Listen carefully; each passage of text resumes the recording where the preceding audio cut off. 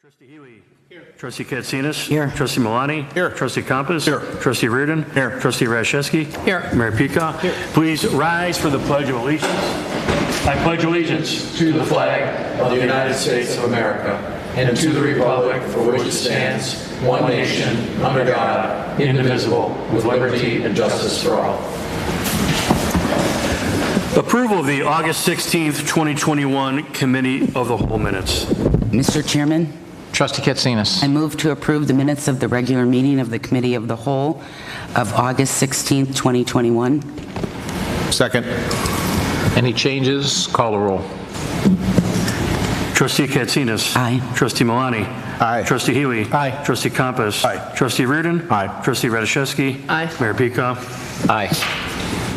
An ordinance amending Title 4, Chapter 7 of the Village Code regulating water discharges related to storm and sanitary sewer.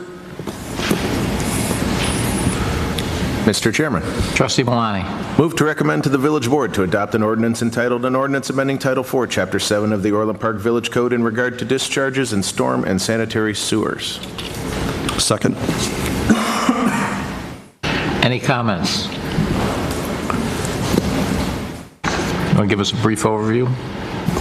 Sure. I'll take this one. This amendment effectively separates and modifies the regulations of the storm and sanitary sewer sections of the village code. They're currently commingled in a fashion that makes it very difficult to sort what relates to storm and sanitary, and of course those are separate and distinct systems here in the village. The changes all occur basically within the stormwater section. They create a section that allows older systems to remain in place until such time that they're modified, at which point they have to be brought into conformance with the village code. They do specify as currently that there is no permit required for the work, but the work must follow the code requirements. A new provision that's added is a setback for stormwater discharges that discharge other than to a storm sewer, that they be a minimum of 10 feet from a property line to allow that water to disperse before it hits adjoining properties, and that they may not create an adverse drainage impact, which essentially reiterates the state law relative to stormwater discharges downstream. The sanitary section really contains very little change. It just reorients the section in a way that's a little bit easier to read, breaks out the definitions. And that section, just to reiterate its current status, which again are not changes, it prohibits cross connections of storm and sanitary, prohibits industrial waste discharge to the sanitary, and spells out the responsibility of private sewer line maintenance from your home or any other structure out to the village main. And then there's a duplicative section that's removed relative to the responsibilities of plumbers and contractors. There are no other changes. Thank you very much. Any comments? Call the roll. Trustee Milani. Aye. Trustee Compass. Aye. Trustee Huey. Aye. Trustee Katsinas. Aye. Trustee Reardon. Aye. Trustee Rashevsky. Aye. Mayor Pekau. Aye. University of Chicago Medicine 9650 parking deck agreement. Mr. Chairman, Trustee Compass. I move to recommend to the Village Board a parking facilities maintenance agreement with the University of Chicago Medical Center for the parking garage located at 9650 West 143rd Street. Second. Brief summary of this. I'll give you a brief summary on this one as well. Thank you, Mayor and trustees. This one will be a little bit longer, unfortunately. In August of 2015, the Village and the University of Chicago Medical Center entered into a lease agreement. Part of that lease agreement called for University of Chicago to use a village parking deck to be constructed at 9650. That garage began being used in November of 2016. Amongst the provisions of that agreement were that University of Chicago has a much higher standard for maintenance of their parking facilities, which they refer to as Premium Healthcare Service Level 1. That was above and beyond what the village could provide with our existing contractors, our existing staff. And University of Chicago felt they could more cost effectively provide this service by leveraging their existing contracts for their other facilities located in the Chicagoland area. So this agreement calls for a 5-year term. It contains an automatic renewal which continues until it's replaced by a new agreement specifically. Under this agreement, the University of Chicago will provide snow removal, landscaping services, cleaning, sweeping, and pressure washing of the deck, trash removal, graffiti removal, and they also perform routine maintenance and monitoring for lighting, exit lights, doors, signage, elevators, the emergency buttons, floor drains, HVAC, and the paint conditions. Part of this is, since that time in November 2016, there's been an understanding that this agreement was underway, but it was never actually completed. So there are some accrued past due balances that amount to just over $171,000 that are specified in the agreement as a true-up to the third quarter of this, through the third quarter of this year. And then going forward, the expenses would be just under $22,000, $21,709.74 per quarter. Those are based on actuals incurred by them. We've had staff look at them and believe that is a lower cost of service than we could provide for those same services. The agreement further includes an adjustment by the CPIU annually to those costs of expenses, with the first one occurring in the first quarter of 2022. And then there's a provision where at the fourth year, the village and UCMC will meet and review those expenses and true them up to the then current cost of providing the services by mutual agreement. And then the CPIU will take over again. So there's a 5-year adjustment, but then there's a chance to true it up to make sure that we're getting actual expenses. And then finally, there is a snowfall adjustment. So in the event that the snowfalls exceed or are below the averages for the region as measured at a NOAA weather station, there's an adjustment. If it's 10 inches above or below, for every inch above or below, there's an adjustment of $1,521 for those expenses. Based on 20 years of research, this has only occurred once. This is a result of the University of Chicago bringing up, they wanted some protection from highly variable expenses with weather conditions. But looking at this 10-inch adjustment, like I said, once in 20 years would this issue have come up. And that adjustment then is made on the second quarterly payment each year. So what this offers to the village, obviously, is we don't have to offer the manpower or manage the contracts for any of those services in the garage. It also provides us a very predictable expense which we can budget going forward, so we also don't see those fluctuations. I'll take any questions that you may have. Any questions or comments? Mr. Mayor, Trustee Healy? there was a $172,000 roughly back charge for us, and that covers how many years? So it's interesting. That cost is the true up that they've agreed to from November of 2016 through current. They submitted invoices that far exceeded that amount, but that was the number they offered. So the actual costs here reflect the numbers they submitted, but they only requested that true up amount. Okay, and what did those costs consider? Because we put costs into the, haven't we? So these reflect, they do, like they said, the regular sweeping of the garage, the pressure washing the garage, they do the landscape, the mowing, the weeding, the mulching, and they're going to start checking all these additional items going forward as well that they weren't previously doing. They've done trash removal, those kind of things at the garage. Okay, thank you. And one other question, is security for the garage, is that included in? The village is responsible for the security. We have a number of cameras there, and our police provide services there. We have an exceptional number of cameras there. And under the agreement, we're responsible for both maintaining and monitoring those cameras. Okay, thanks. Mr. Mayor, what about liability? If someone were to get hurt there, fall, that type of thing? I mean, it is still the village's garage, and we're responsible as we are with any other village property. But, University of Chicago is not the sole and exclusive user of that garage. Yeah, I'm looking at here the liability where indemnity, you can't indemnify yourself for your own negligence. So if they were to do something in the act of doing one of their jobs, like removing the snow, and then something were to happen there, I would think, based on the provision I'm reading here, we'd still be able, they'd have additional liability or. Sure. For any service, for anything they're providing, I was referring to, say, a third-party user of that, whether it's an employee or customer of their business or any other, business or entity using that garage. Mr. Chairman? Trustee Milani? I just want to make sure I understand this. So in 2015, we entered an agreement with UFC to build a complex. They built it. Doesn't generate tax revenue in a TIF district. We built it as close to an intersection as possible, and we agreed to build an underutilized parking structure. And then while we did that, using TIF district funds, and then we agreed to maintain the structure and its roadways and all the landscaping. And because of this agreement, we now owe $171,000 for the last 5 years, and we'll be continuing to renew this in 5-year increments. Is that what we're looking to do? Correct. It is our parking structure under that agreement that was reached in 2015. Okay, yeah, it seems like a win-win for everybody. Okay, thank you. Any other comments? I just want to thank staff for finding this one as well, so I know we keep uncovering all these hidden gems from prior to 2017, so another one. So the good news is we've got it solved going forward, so it looks like a good agreement. Call the roll. Trustee Compass. Aye. Trustee Katsinas. Aye. Trustee Healy. Aye. Trustee Malani. Aye. Trustee Reardon. Aye. Trustee Radiszewski. Aye. Mayor Pekau. Aye. Metro East Townhomes Development Petition for a Special Use Permit for a Planned Development, Site Plan, Landscape Plan, Elevations, Plat of Subdivision. Mr. Chairman, Trustee Malani. regarding case number 2020-0681, also known as Metro East Townhomes, I move to recommend to the Village Board of Trustees approval of a special use permit for a planned development for the Metro East Townhomes in the Village Center District, as recommended at the August 17th, 2021 Plan Commission meeting, and as fully referenced in the motion below. Second.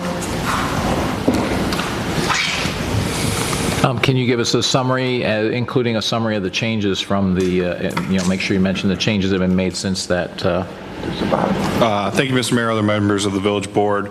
The Metro East Townhome development was presented before the August 17th meeting of the Plan Commission. It was voted, recommended for approval 5-1, and because it did not receive unanimous approval, that's why it's before the Committee of the Whole tonight. The petitioner seeking approval for a planned development for the site plan that consists of 42 attached dwelling units and 8 buildings. They're requesting special use permit approval as well as site plan, landscape plan, elevations, and a plat of subdivision. To orient yourself, the location of the project is at 9300 143rd Street. It's the area highlighted on the aerial. It's adjacent to some existing residential and is on the outskirts of the Village's downtown planning district. It is zoned VCD in our Village Center District as well. The proposed development as presented to the Plan Commission, as I previously stated, 8 buildings, 42 units, a total of 17 parking spaces on street.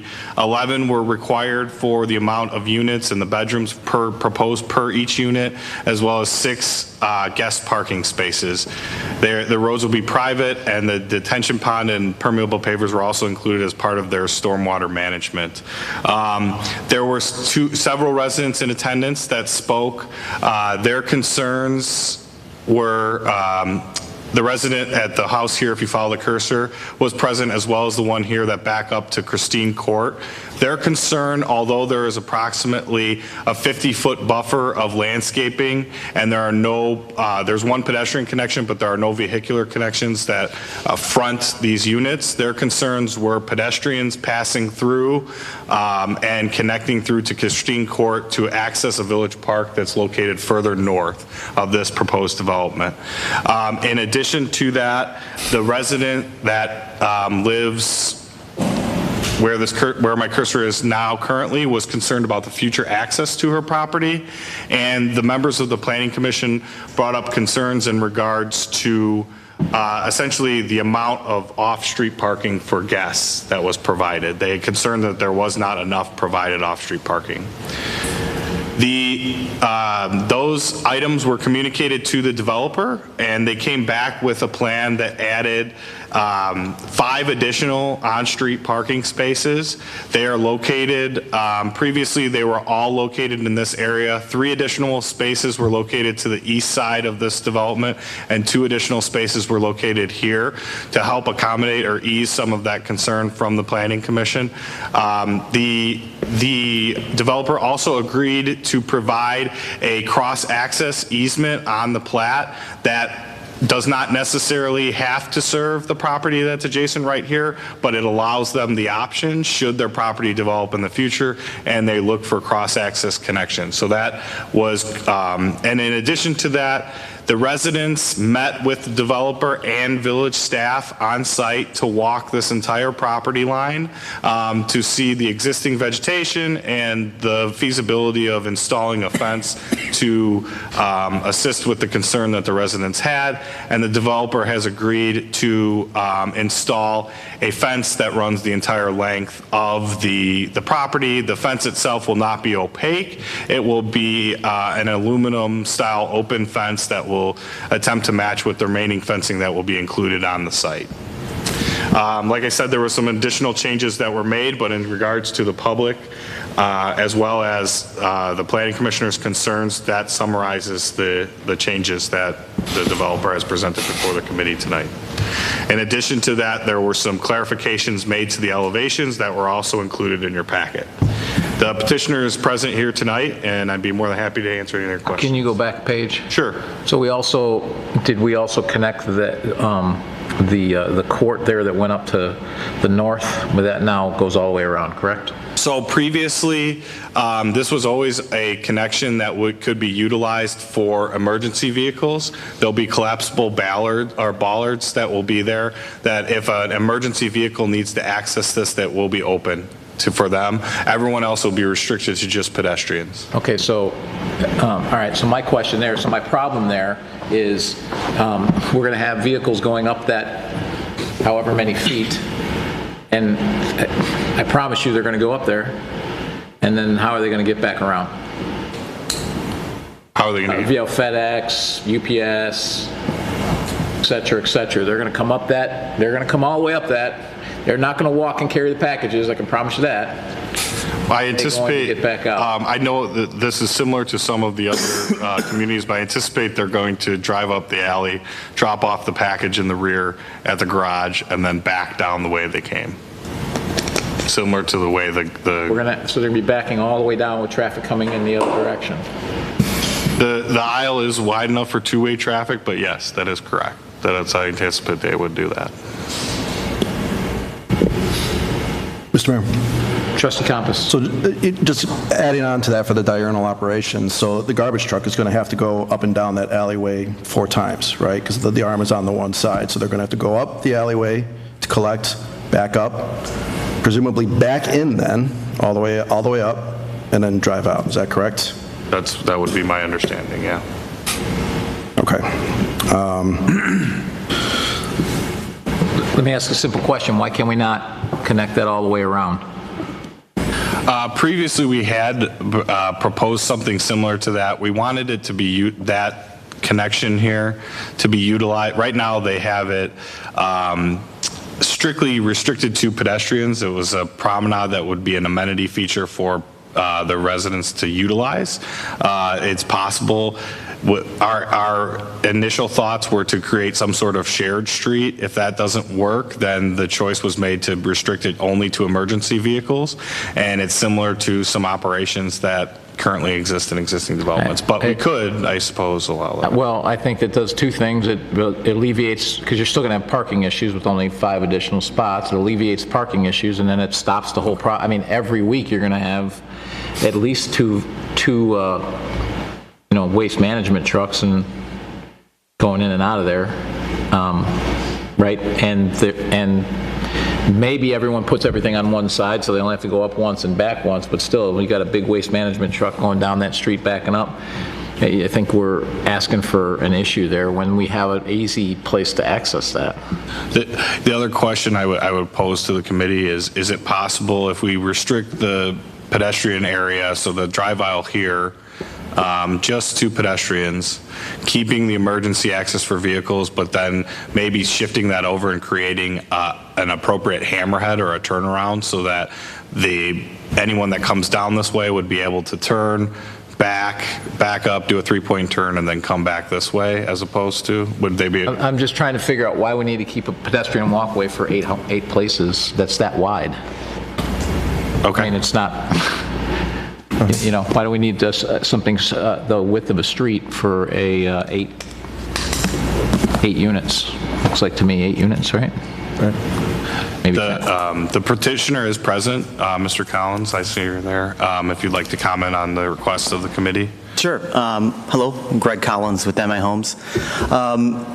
The promenade was one where, with a lot of different land planning and concepts that we sat down with staff, not to mention some of the physical limitations as I addressed to the Plan Commission. When we look at certain pieces of property, we have all the physical limitations that help you then mold where a site plan and where certain features need to go, from access points, layout, so on and so forth. And with detention being a critical part of this, we spent a lot of time and energy to come up with the appropriate storage. It's a unique situation that you have a current drainage divide that pretty much separates the properties east to west out there, if you're familiar with the site.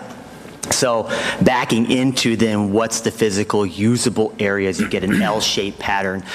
Add to that 2 ways of connectivity to 143rd Street, one full access and one right in, right out. Then you start to lay out then where buildings can go logically. And then one of the things that we, again, working with staff to try to implement was, being somewhat of a gateway to your urban core, just to the west of here with the train station, being the walkability to some retail establishments. It was how do you then create that environment, keeping in recognition of some of the goals and objectives of your comprehensive plan. And so the idea was, how do we then, from a permeable pavement standpoint, provide the green aspect that's a requirement of your code. It helps with the MWRD requirements and give emergency access to full size of the townhomes. So that's where we came up with the scheme of not just a promenade, but also emergency access that's done in a way that's a focal point of the community. So it doesn't just access buildings, two of the buildings, it's actually an area for the entire residents to use.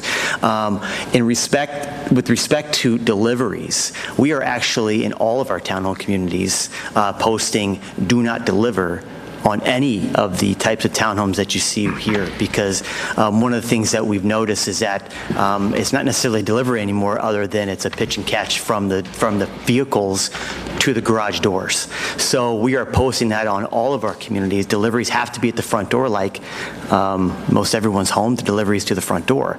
If that means that there's a time crunch for an Amazon truck, they have to pull up, get out, and actually walk to the residence. I mean, it's one of the things that we feel is appropriate, rather than someone during rain events, or don't know it's there and it's leaning against their garage door. They don't know it's there and they pull out and they run over their delivery. So we are actually posting that in all of our communities. You cannot deliver to the rear at all. With respect to access for trash, what we can do is have a decorative or a facility at the end of that block where people can bring, you have it right around the corner actually in the community, where they can bring their trash can facility to the end of the street, or we have one common area that we can accommodate all the community. Maybe that's the easiest approach, where they can come in at one spot and it's more of a dumpster collection.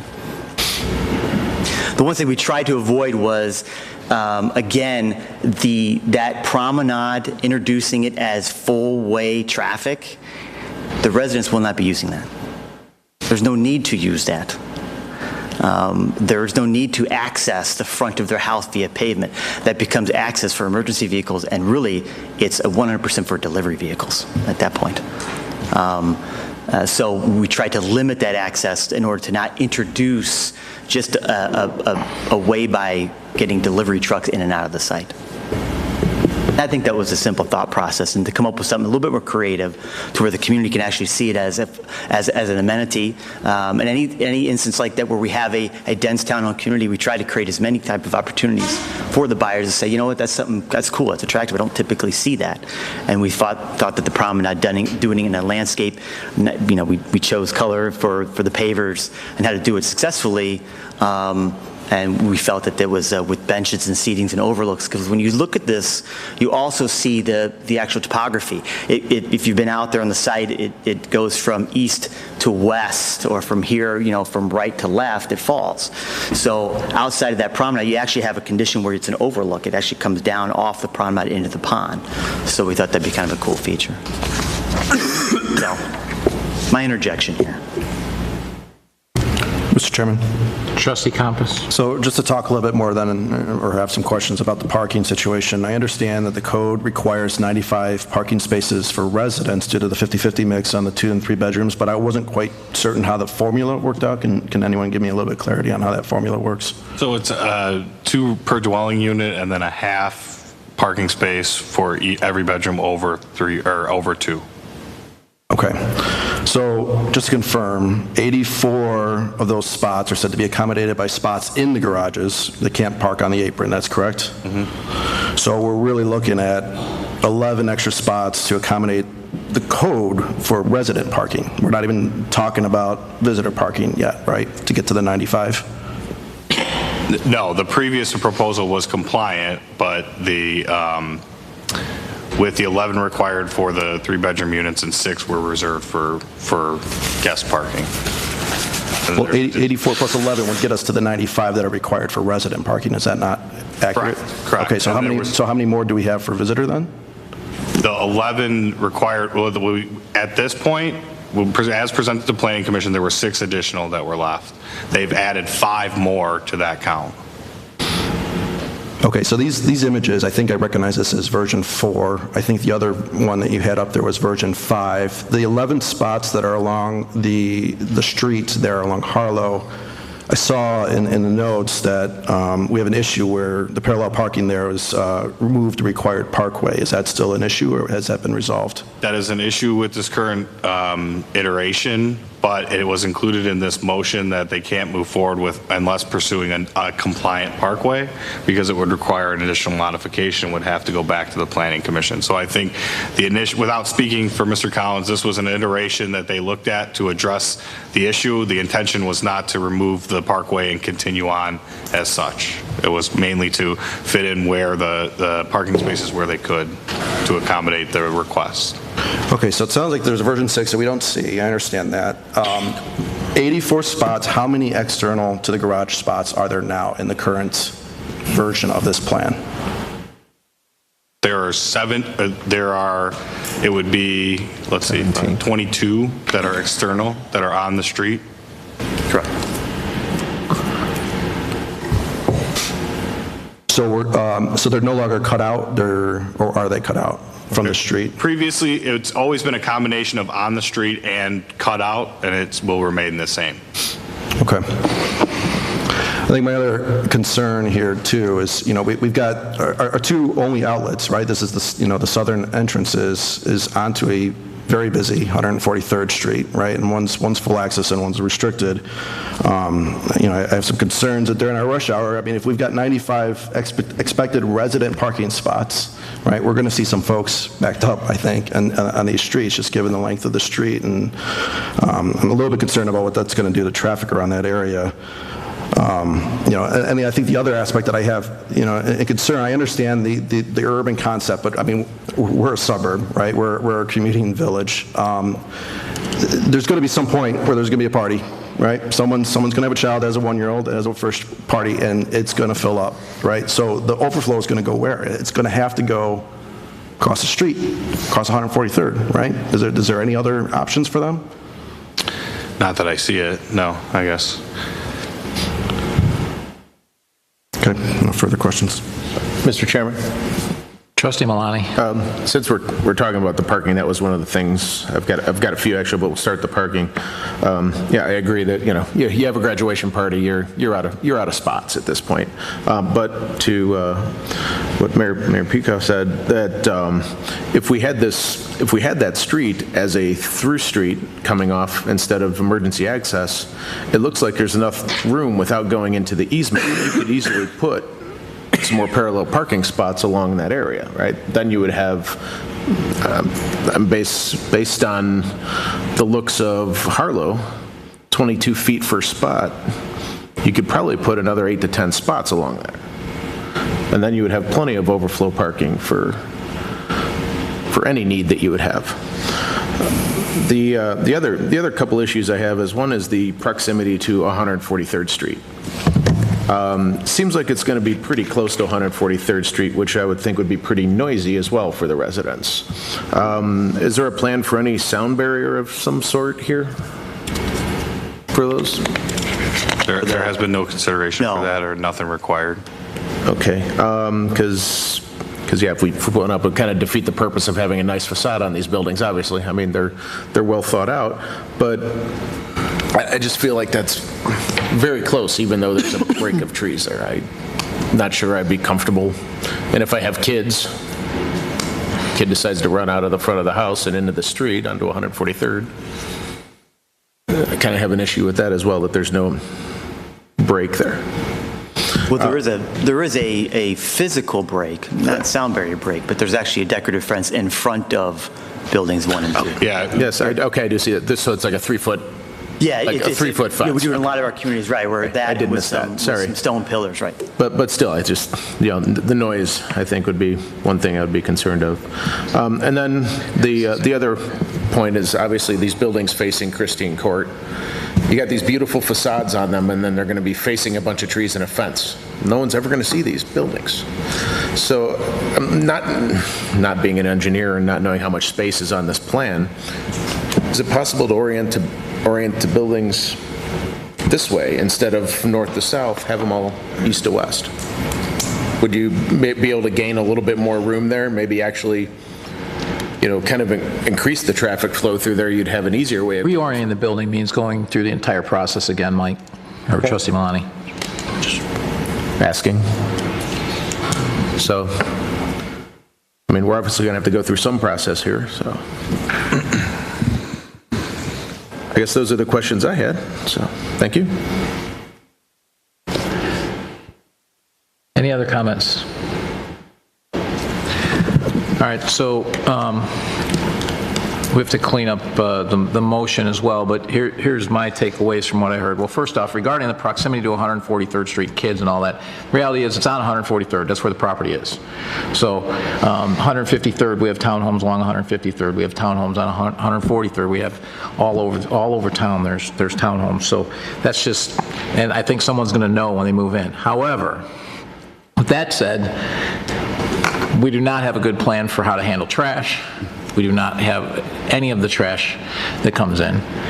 We don't have, you don't have a good plan really for snow, for that matter, because you're going to have that problem there as well if it's just for emergency use vehicles only, right? Well, it may meet code. You clearly are going to have some parking issues. I think the parking issues, the trash, deliveries, all that get resolved if that walkway becomes a through street. The only people who are going to be using that through street are going to be waste management, your snow guys, and then the 8 people who live on that street. I mean, I can't see the people back down along 143rd parking all the way up on the north end of the area, right?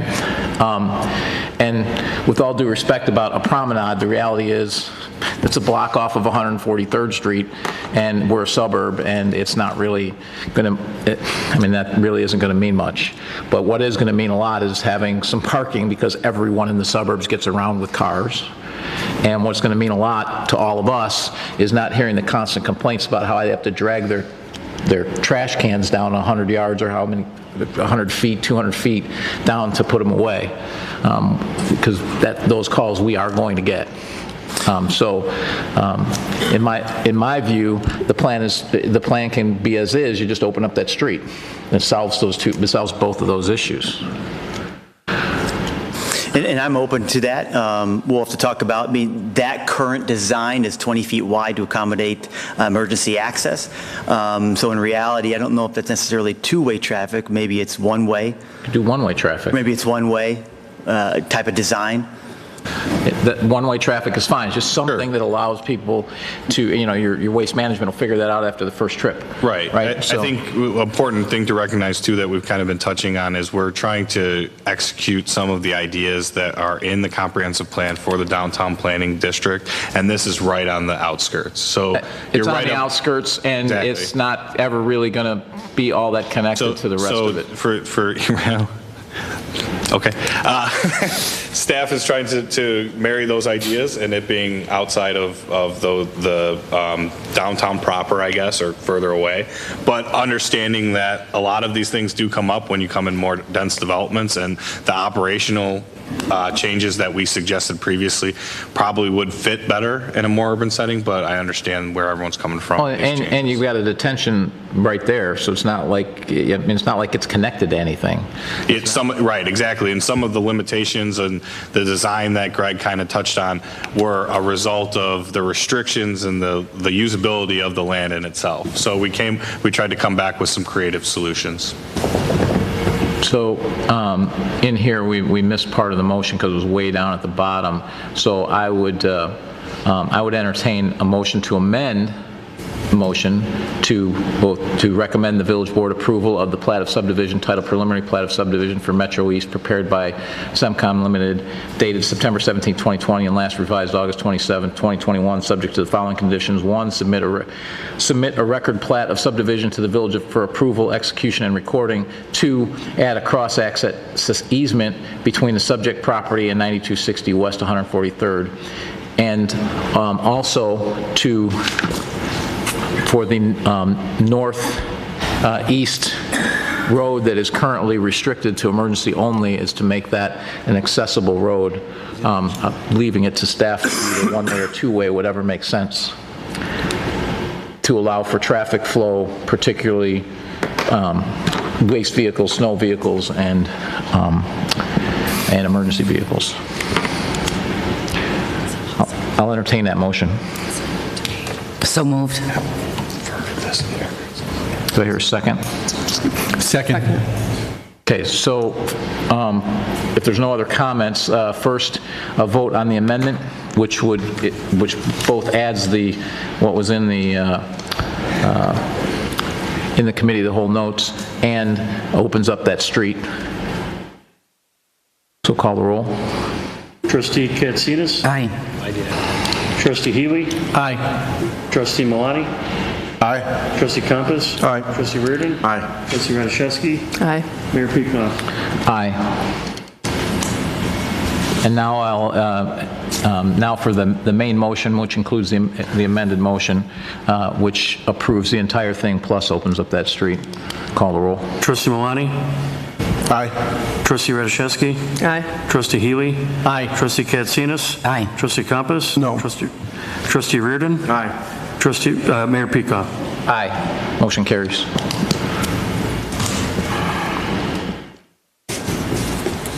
Lawler Resubdivision of Peony Place Subdivision, Development Petition for Site Plan and Subdivision.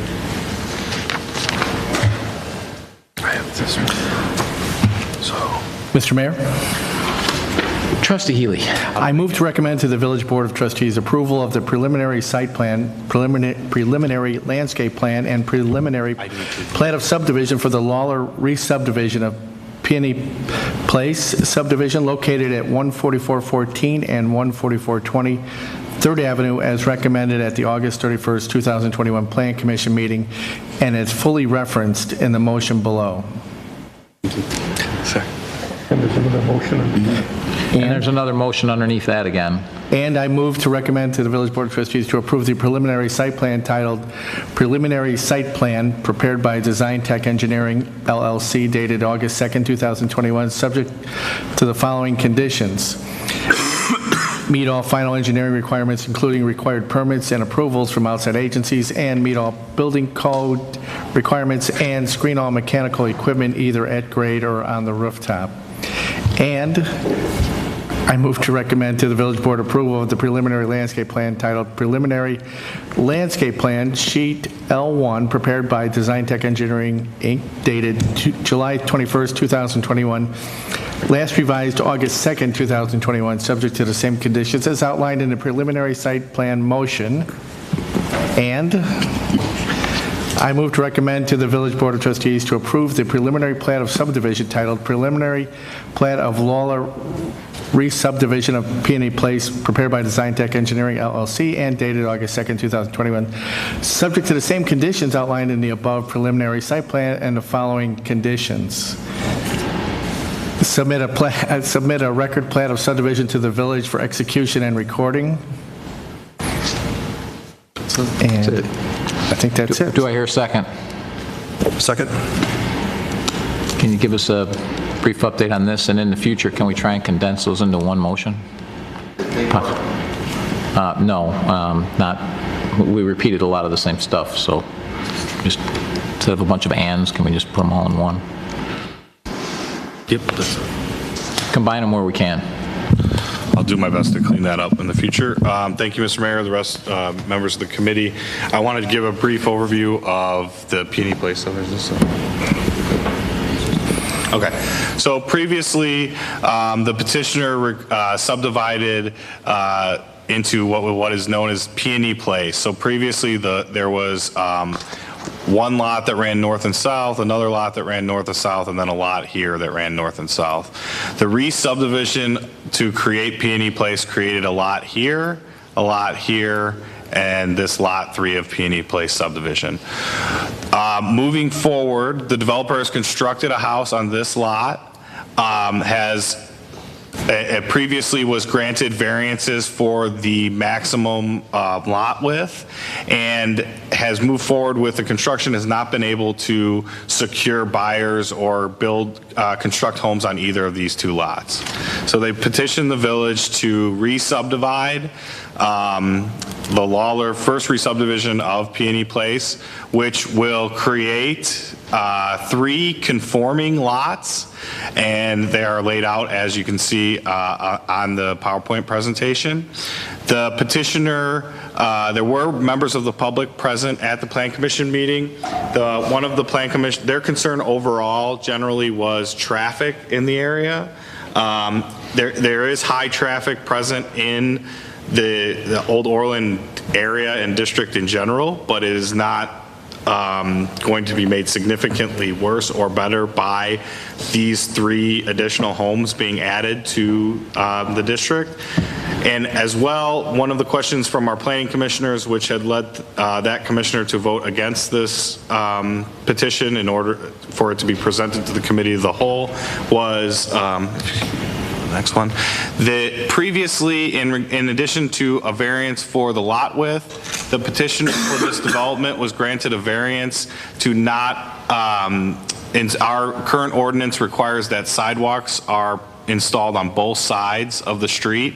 In the Old Orland area, there is a precedent to only have sidewalks on one side of the street. So previously, when Peony Place was presented, it was granted a variance to not require sidewalks on both sides of the street. That plan commissioner brought that up because if they were to be required, the sidewalks would just be installed here, and they would generally be on an island. That summarizes the discussion at the Plan Commission, and the petitioner is present, and we're more than happy to answer any questions that you have. Are there any questions or comments? Mr. Mayor? Trustee Healy. This is the historic district? That's correct. Has this been vacant land since the Indians? I mean, has it ever been a house on this? There was a house on this that was constructed previously on the 3 separate lots. There was one home that was constructed, and because of the age of this area, a lot of the platting was incorrect or done a very long time ago, and depending on the policy of the person in charge at the time, sometimes they were allowed to build through those lot lines, and sometimes they were made to come into compliance like this, and before they were allowed to reconstruct. So there was a house on this property previously. And will is there certain requirements for that the appearance of the house conform to the historic district? That is correct. So they're submitting this information for an engineering review and a subdivision, which will make sure that they're in compliance with our zoning ordinance. And then separately, they have to be approved for a certificate of appropriateness that documents the design is compliant with the standards of the Old Orland Historic District. Okay, thanks. No problem. And these are conforming lots, correct? Correct. Okay. Any other questions or comments? Mr. Chairman? Trustee Katsinas. I was at first concerned because of the footprint of the house versus the lot, but knowing that they're conforming and that we have a park in the area now. Actually, we have 2 parks in the area. So that will take the need of having the smaller lot, they can go to the village parks. Thank you. Any other comments? Call the roll. Trustee Healy. Aye. Trustee Compass. Aye. Trustee Katsinas. Aye. Trustee Milani. Aye. Trustee Reardon. Aye. Trustee Radiszewski. Aye. Mayor Pekau. Aye. Fiscal year 2021 budget amendment number 5 for approval. Mr. Mayor? Trustee Compass. I move to recommend that the village board approve an increase in the general fund expenditure budget in the amount of $168,437, an increase in the revenue and expense budgets for the water and sewer fund in the amount of $211,565, an increase in the expenditures budget in the capital projects fund in the amount of $35,000, a decrease in the revenue and expenditure budgets for the bonds and interest 2012A GO bonds fund in the amount of $894,300, an increase in the revenue and expenditure budget for the new debt service fund in the amount of $667,625, and an increase in the expenditure budget of the bonds and interest 2012 B and C Go Bonds Fund in the amount of $8,025,000 expended as detailed in the FY 2021 Amendment Number 5. Second. Just so you know, those are GO bonds, general obligation. Can you give us a brief summary? I'd be happy to. Thank you, Mayor and Board.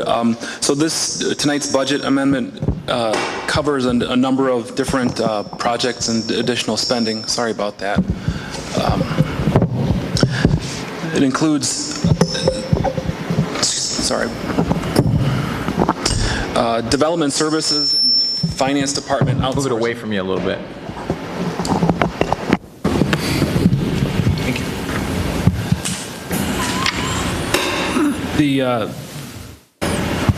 It's on. The budget amendment, is that on now? It is, yes. So the budget amendment covers development services and finance department outsourcing contracts and changes there. In addition, positions of fleet manager and zoning coordinator in public works and in development services. Also additional expenses related to plan reviews offset by previously reduced spending in the last budget amendment. In addition, camera cabling in the police department, and also a number of changes related to our debt restructuring, creating a new debt service fund, and the early redemption that was discussed at a prior board meeting. So those are, that's a snapshot of the budget amendment items that are covered with this amendment. And if I'm reading this right, the bulk of the expenditure change is consulting services for the plan reviews, correct? That's correct. Okay. Any other questions or comments? Call the roll. Trustee Compass? Aye. Trustee Healy? Aye. Trustee Katsinas? Aye. Trustee Malani? Aye. Trustee Reardon? Aye. Trustee Rashevsky? Aye. Mayor Pico? Aye. An ordinance amending appendices A and B to salary ordinance number 5637. Mr. Mayor, Trustee Reardon. I move to recommend that the village board approve an ordinance entitled an ordinance amending appendices A and B to ordinance number 5637. Second. Brief summary on this. This ordinance adds the two positions that I just mentioned of fleet manager and zoning coordinator. So this actually adds them into our salary ordinance. As a reminder, the salary ordinance identifies the positions and pay grades for non-union positions in the village. It just codifies what we just approved. All right, any questions? Call roll. Trustee Reardon? Aye. Trustee Compass? Aye. Trustee Healy? Aye. Trustee Katsinas? Trustee Malani? Aye. Trustee Rashevsky? Aye. Mayor Pico? Aye. Tinley Creek Stabilization Consultant Recommendation for Design Engineering Services. Mr. Chairman, Trustee Compass. I move to recommend to the village board to award RFP 21-015 for Tinley Creek Stabilization Design Engineering Services to V3 Companies Limited in an amount not to exceed $366,955. And I move to recommend to the village board to authorize the village manager to execute all related contracts and additional services subject to village attorney review. Second. And give us a brief summary of, for those of you who don't know, I'm not sure if everyone here has been on the board since the Tinley Creek has been approved. But Tinley Creek has been a long-standing problem of erosion on houses going right up to some people's, almost to their homes at this point. There was a project in, what, about 5 years, well, more than that. 7, 8 years ago. Yeah, 2014, I think, that MWRD agreed to pay to do. We could not get all of the homeowners to agree to do it, so it was left sitting. It's gotten worse, obviously, and it's gotten more expensive. MWRD is not putting more money into it. We've approved the budget for this year before three of you were on the board to get this project done. And like I said, MWRD is still committed to at least the money that they had put in place, so it doesn't get any worse and get more expensive. We've moved forward. So now you can go from there. So, Mr. Mayor and members of the committee, I have a brief history of what the mayor was just mentioning, but we will cover these 4 items actually. For discussion purposes, this will also cover the item that is next on the agenda as well. So brief history of this, as Mayor was mentioning, the Tinley Creek banks are eroding both sides for, I would say, decades. And it is a private creek. The entire creek in the village limit is owned by the homeowners or property owners that are along the creek.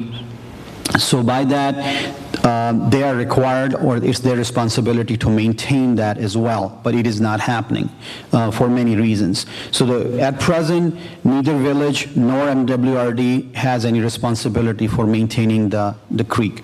I have a few pictures that will show you what is happening. These are just, this is about a year-old picture. It's interesting, Mayor, that we presented to you exactly a year before, like it was September 8th, 2020 when we made this presentation. So you can see how the creek is eroding, how you can, large trees are coming down and the trees getting, so this homeowner, he just did on his own, dropped a lot of concrete blocks or crushed concrete, and that's why it's getting pushed away, but it does not help the creek anyway. Next slide, please. Just some of pictures you can see, maybe it's not clear, you can see some of the retaining wall that people had.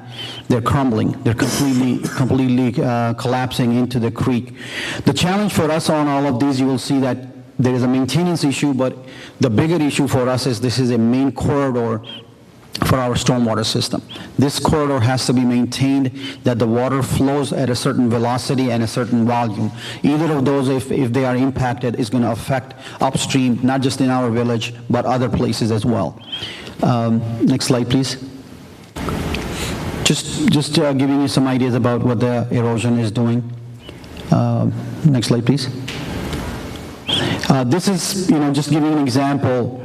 This much space is left before it hits the street. It's not going to be that long, but a few more feet of erosion is going to start impacting this roadway. Next slide, please. Just another example of how people have tried to do some of their own, these are non-engineered solutions that they tried to put some kind of pegs in the, sorry, not pegs, but wood into the ground, but the water has eroded around it. Next slide, please. This is the worst case example where it's really a concern, is the foundation for these houses or condominiums. You can see what it has done to it. And if you wait for a few more years, then this will be at risk. These foundations will be at risk because the erosion will continue to expose the bottom or the foundation of these buildings. So just quick history, in 2014 with the Village Initiative, MWRD committed $3.1 million to stabilize both sides of the bank of the creek along Tinley Creek in the village limits.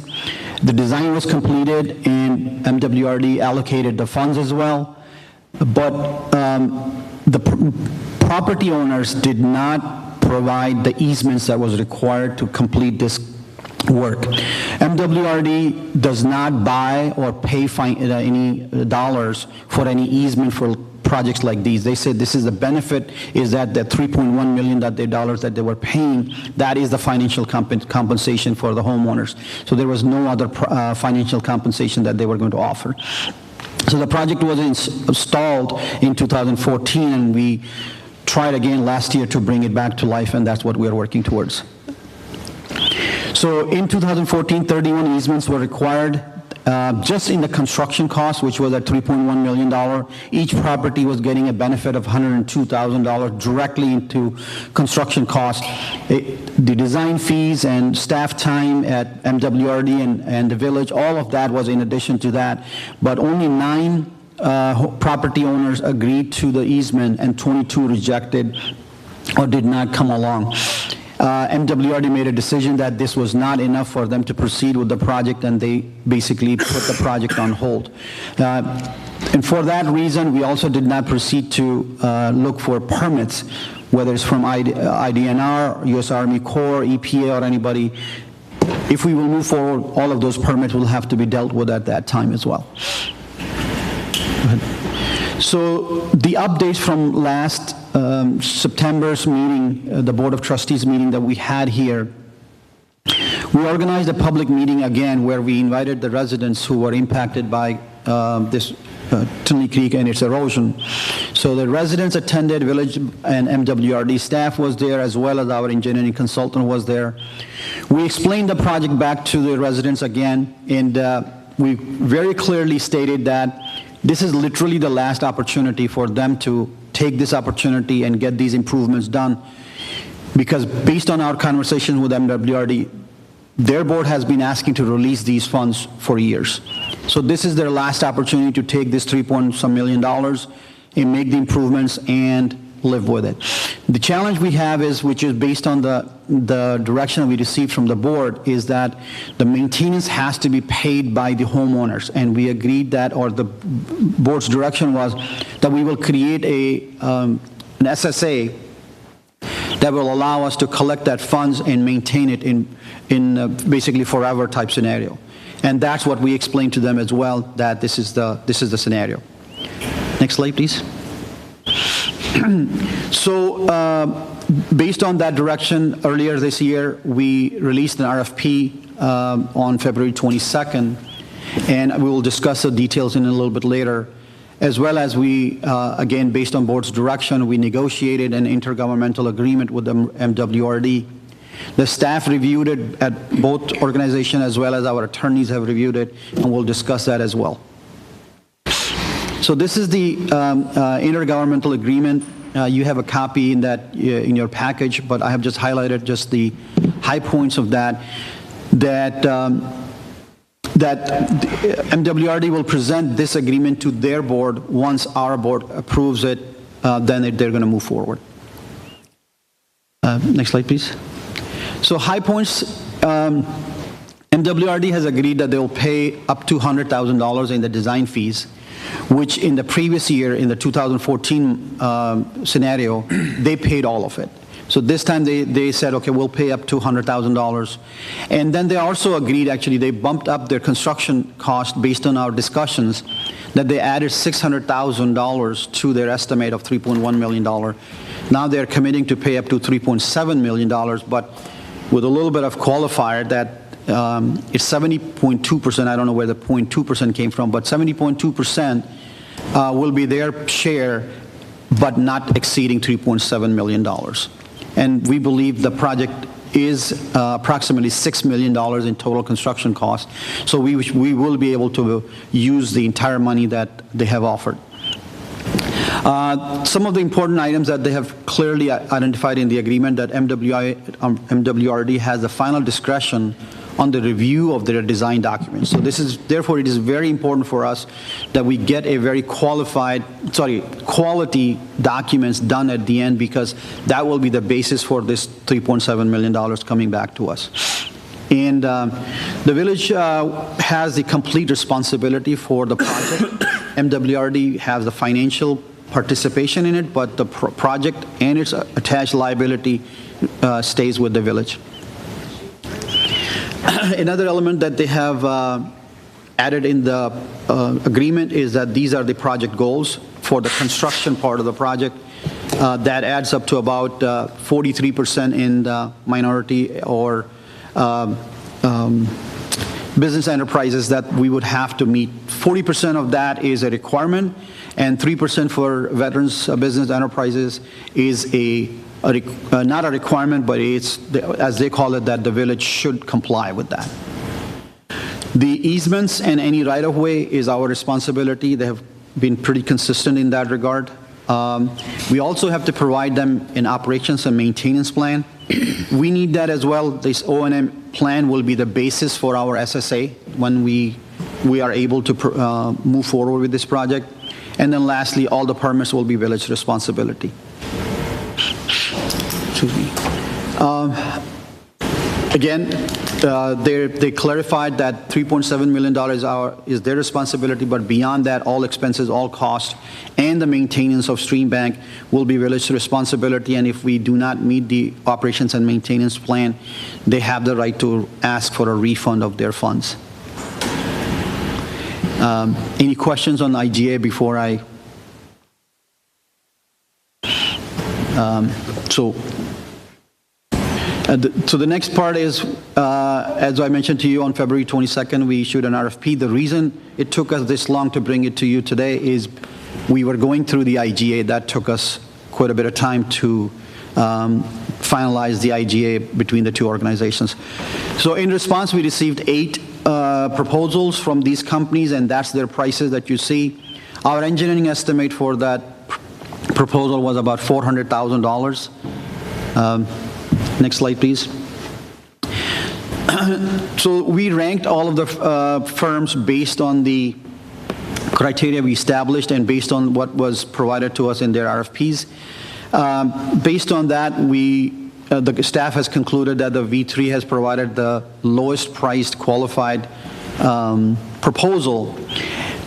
The lowest 2 other proposals are by BLA and Living Water Consultants. They were rejected, and I'll walk you through with their reasons why we did not believe that they are the qualified consultant for this project. Next slide, please. So the first one on that list was BLA. They did not include wetland delineations in their proposal. They also did not have or lack securing required permits, which is a significant element for this project. And lastly, in many aspects, we believe they have extremely or significantly underestimated their work effort. For example, is that they have allocated 20 hours to review the original design, which is over 100 drawings and about over 300 pages of specifications. Those are the reasons. The second firm that was on that, Living Water Consultants, these are the reasons that we found in their proposal, that they only said that they're going to do a 15% survey redo, when we are adding about a mile-long section that was not included in the MWRD's original proposal or original design. So just that piece is a big concern to us, that there's just not enough survey work included in this project. In fact, either they have to go back and confirm what is already included in MWRD survey, or they have to redo those surveys. In either case, they have to go out and reconfirm those numbers. There was no additional soil borings were included in that. Like I said, we added a mile-long section in the project that was not originally included, plus the changes in the conditions over the last 7 years. We believe there are significant more additional borings are needed. Very important element, that do not have operations and management plan included in their proposal either. And they require that all of their drawings, we provide them in CAD files. Our source is MWRD, and MWRD does not have all of their documents in the CAD format, so that's another reason. Those are the 2 firms that we believe that were lower, not believe, they are lower in price, but they do not have the qualified proposal that we needed for this project. Next slide, please.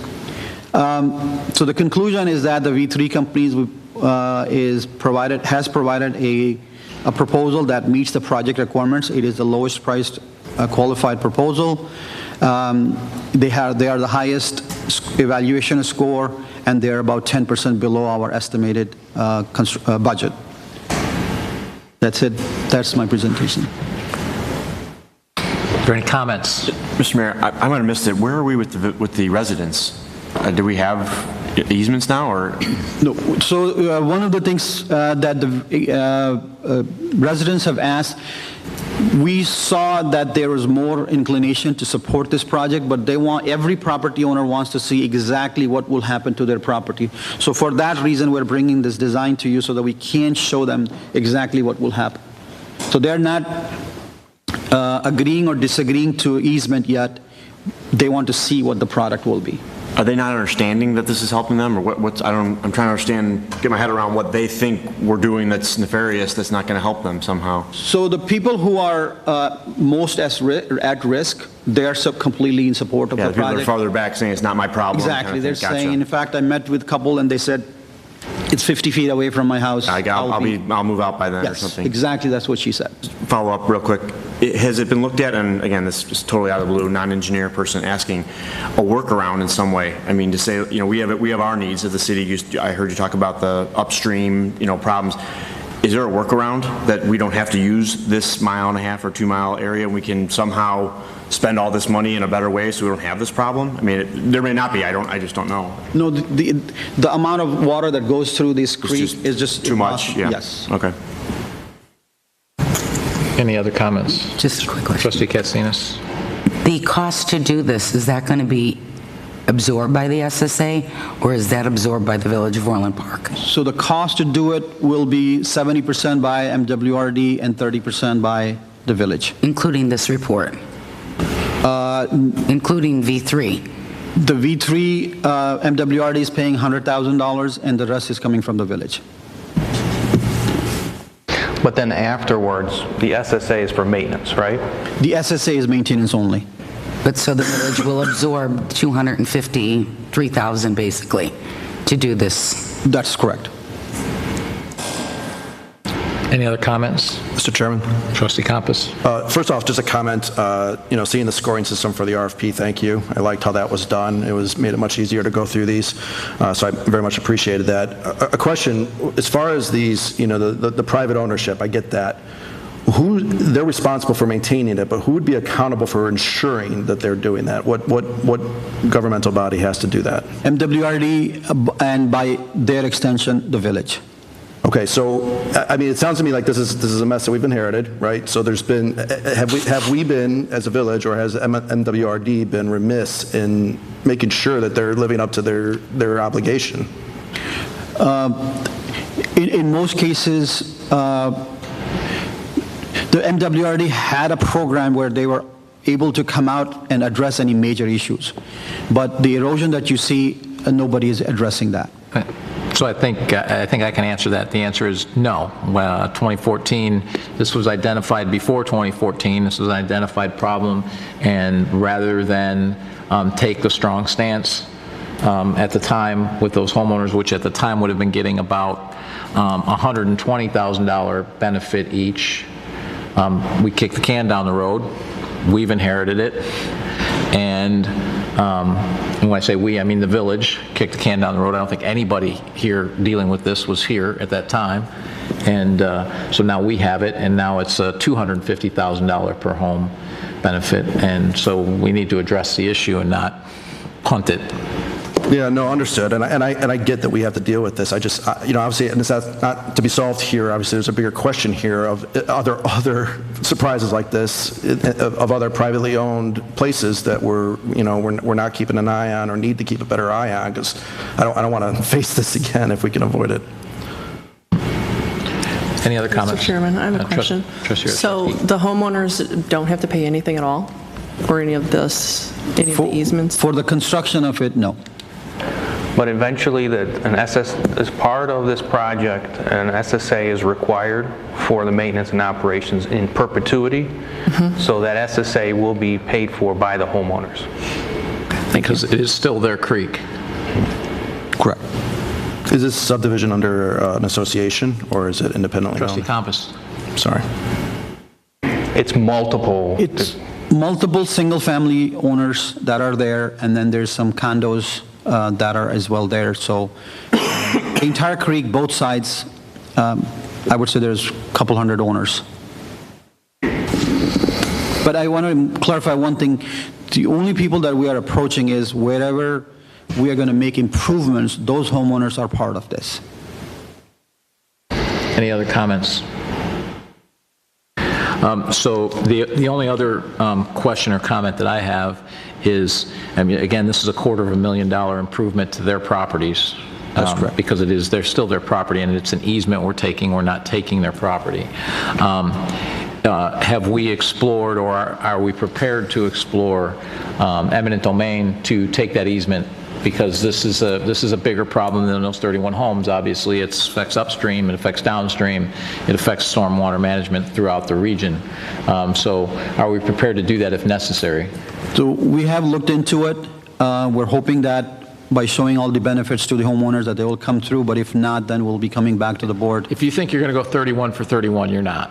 I would bet that right now that you're not going to go 31 for 31. So you're going to have to, there's going to be some you're going to have to take an easement. And again, it's an easement. And we're improving their property to the tune of $250,000. So it's not like we're making their properties better, and the rest of the taxpayers are on the hook for this. It will be an option. We're going to, the first step is this RFP, design it, go to them and tell them this is your benefit, and then we'll see what we get out of that, and then we'll go to Plan B. Yeah, I mean, if we have to do it, that's what it's there for. And Mayor, there will be now probably 45, 50 properties because the erosion has continued to grow. Understood. Okay, call the roll. Trustee Compass? Aye. Trustee Katsinas? No. Trustee Healy? Aye. Trustee Malani? Aye. Trustee Reardon? Aye. Trustee Radiszewski? Aye. Mayor Pekau? Aye. Tinley Creek Stabilization Intergovernmental Agreement between Village of Orland Park and MWRDGC. Mr. Mayor. Trustee Reardon. I move to recommend to the Village Board to approve the intergovernmental agreement by and between the Village of Orland Park and the Metropolitan Water Reclamation District of Greater Chicago for the design, construction, operation, and maintenance of the Steam Bank Stabilization Project along Tinley Creek in Orland Park, Illinois. Second. Any questions or comments? Call the roll. Trustee Reardon? Aye. Trustee Compass? Aye. Trustee Healy? Aye. Trustee Katsinas? Aye. Trustee Malani? Aye. Trustee Radiszewski? Aye. Mayor Pekau? Aye. We have a non-scheduled visitor, Mary Ann Malin. A reminder, you've got 3 minutes.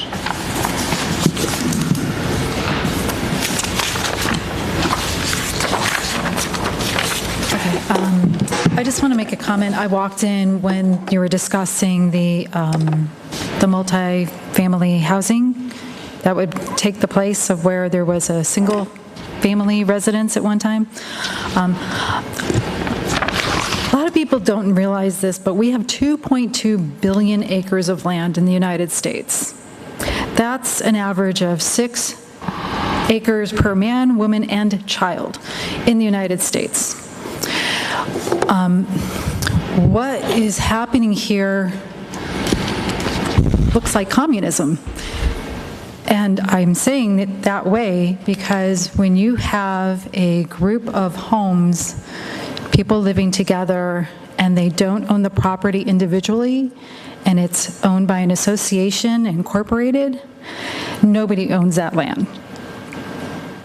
I'm just saying, I really hope that you would back off on the multifamily housing here, condominiums, homeowners associations. All these are actually infringing upon the property rights of we the people. Thank you. Thank you for your comments. I'll entertain a motion to adjourn. So moved. Second. Call the roll. Trustee Compass? Aye. Trustee Katsinas? Aye. Trustee Healy? Aye. Trustee Malani? Aye. Trustee Reardon? Aye. Trustee Radiszewski? Aye. Mayor Pekau? Aye. We're adjourned. We'll meet at 7:25 to start the regular board meeting. Take a break if needed.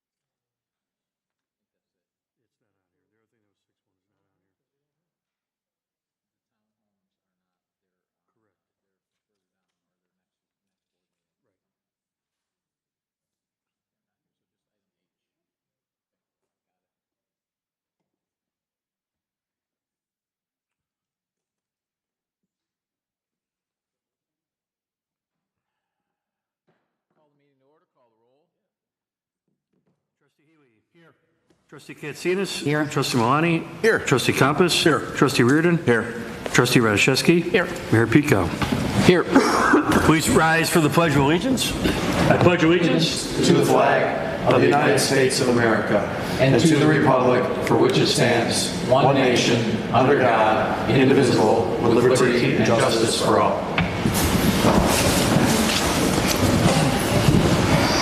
Approval of the August 16th, 2021 regular meeting minutes. Mr. Chairman, Trustee Katsinas. I move to approve the minutes of the Board of Trustee meeting of August 16th, 2021. Second. Any changes? Call the roll. Trustee Katsinas? Aye. Trustee Malani? Aye. Trustee Healy? Aye. Trustee Compass? Aye. Trustee Reardon? Aye. Trustee Radiszewski? Aye. Mayor Pekau? Aye.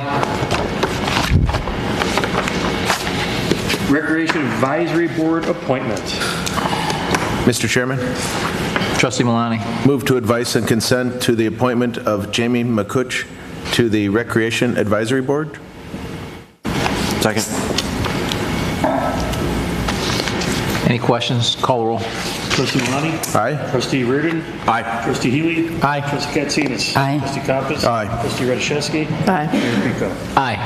You want to come down? I'll swear you in.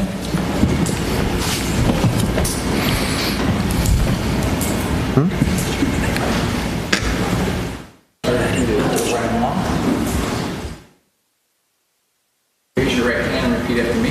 I state your name. I, Jamie Macker, Having been appointed to the office of the Recreation Advisory Board having been appointed to the Advisory Recreation Board in the Village of Orland Park in the Village of Orland Park, in the counties of Cook and Will, aforesaid, the counties of Cook and Will, aforesaid, do solemnly swear do solemnly swear that I will support the Constitution of the United States that I will support the Constitution of the United States and the Constitution of the State of Illinois, and the Constitution of the State of Illinois, and I will faithfully discharge the duties and I will faithfully discharge the duties of the office of the Recreation Advisory Board of the office of the Recreation Advisory Board to the best of my ability. to the best of my ability. Congratulations.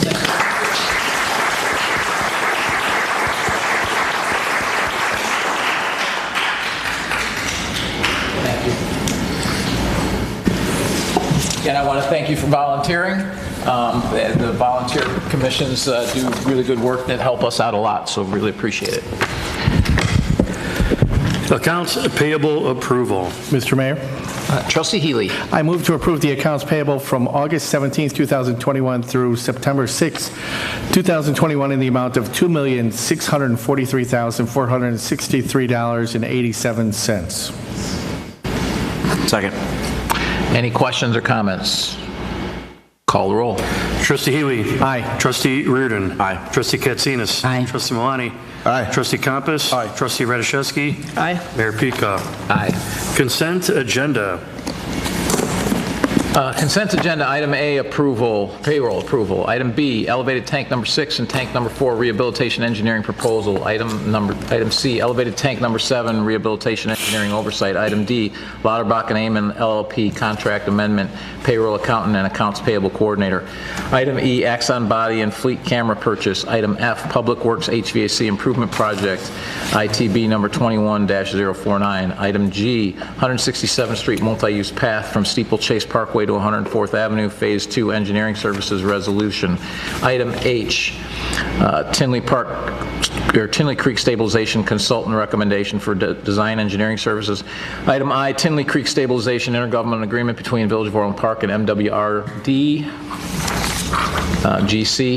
Item J, Budget Amendment Number 5, approval. Item K, an ordinance amending Appendices A and B to Ordinance Number 5637, ordinance. Item L, amend Title 7, Chapter 4, number of Class A liquor license ordinance. Item M, amend Title 7, Chapter 18, decrease number of video game licenses ordinance. Item N, amend Title 7, Chapter 4, number of Class A 5 liquor license ordinance. Item O, University of Chicago Medicine 9650 parking deck agreement. I know that item G, we have a trustee that wants to take item G off of the consent agenda, and item H needs to come off. Anything else need to come off the? So I will entertain a motion to approve items A through F and I through O. So moved. Second. Call the roll.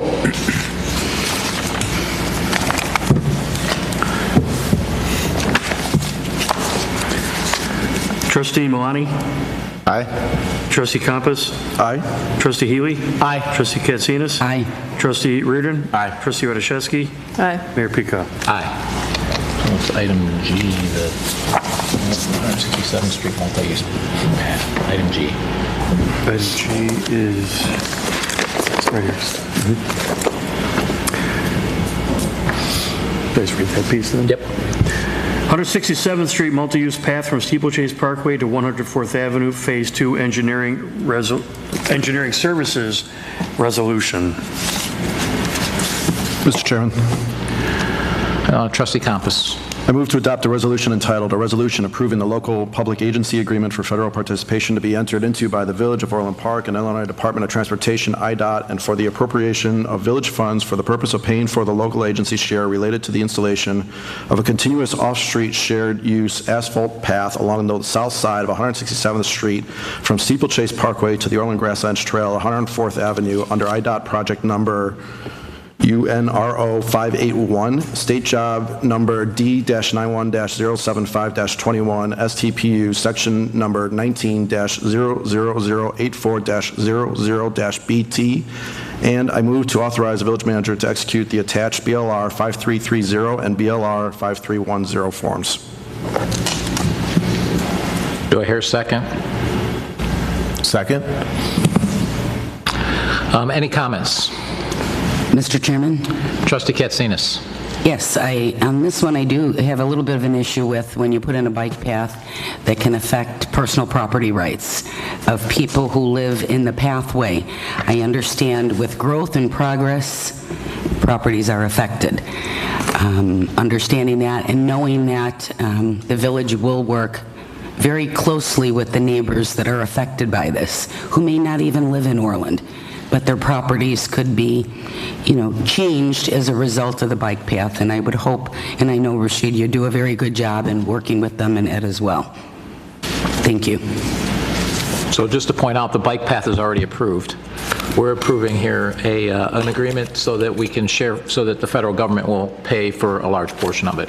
So just to be clear that that's what we're approving here. Any other comments?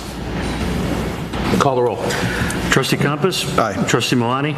Aye. Trustee Healy? Aye. Trustee Katsinas? Aye. Trustee Reardon? Aye. Trustee Radiszewski? Aye. Mayor Pekau? Aye. Tinley Creek Stabilization, consultant recommendation for design engineering services. Mr. Chairman. Trustee Compass. I move to approve awarding RFP 21-015 for Tinley Creek Stabilization Design Engineering Services to V3 Companies Limited in the amount not to exceed $366,955 and authorize the village manager to execute all related contracts and additional services subject to village attorney review. Second. Any comments? Call the roll. Trustee Compass? Aye. Trustee Radiszewski? Aye. Trustee Healy? Aye. Trustee Katsinas? Aye. Trustee Malani? Aye. Trustee Reardon? Aye. Mayor Pekau? Aye.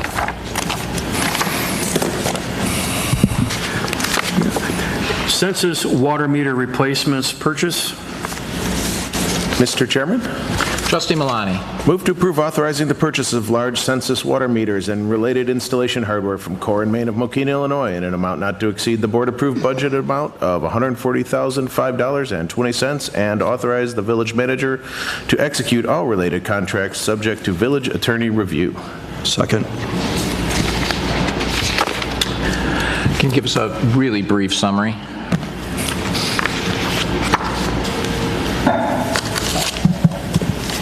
Yes, this board agenda item is to actually purchase some meters. We just recently completed a testing of these large meters, and we have found several of these meters are not reading to its full capacity. So we are purchasing new meters so that we don't lose revenue with the water account.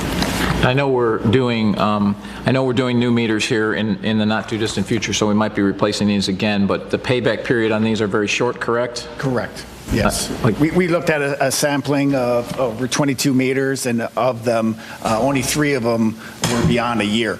So the payback is most of these within a year. Any other comments? Call the roll. Trustee Malani? Aye. Trustee Compass? Aye. Trustee Healy? Aye. Trustee Katsinas? Aye. Trustee Reardon? Aye. Trustee Rashevsky? Aye. Mayor Pekau? Aye.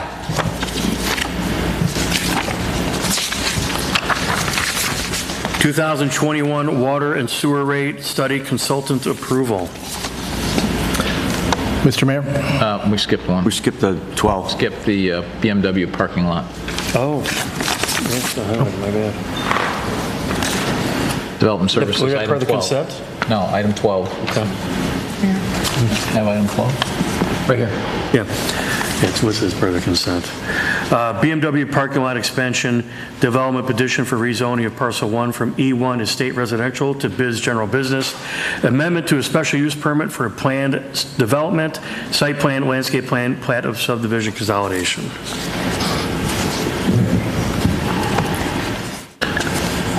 I will entertain a motion regarding case number 2021-0388, also known as the BMW parking lot expansion, to accept and make findings of fact as discussed at the Plan Commission meeting and with the staff report dated August 27, 2021, and entertain a motion to recommend to the Village Board approval of rezoning of the subject property parcel 1 located at 11290 West 159th Street from E1 Estate Residential to Biz General Business, and entertain a motion to recommend to the Village Board approval of an amendment to the special use permit for a planned development for the BMW parking lot expansion, and entertain a motion to amend the motion to waive the requirement for a fence along the east property boundary line, and entertain a motion to recommend to the Village Board approval of the preliminary site plan titled Expansion Site Plan prepared by Joseph A. Shutt and Associates dated October 27, 2020 and last revised August 18, 2021, and overall site plan prepared by Joseph A. Shutt and Associates dated May 6, 2021 and last revised July 7, 2021, subject to the following conditions. 1, meet all final engineering requirements, including required permits from outside agencies. 2, the detention pond and associated stormwater facilities shall be privately owned and maintained by a property owner, and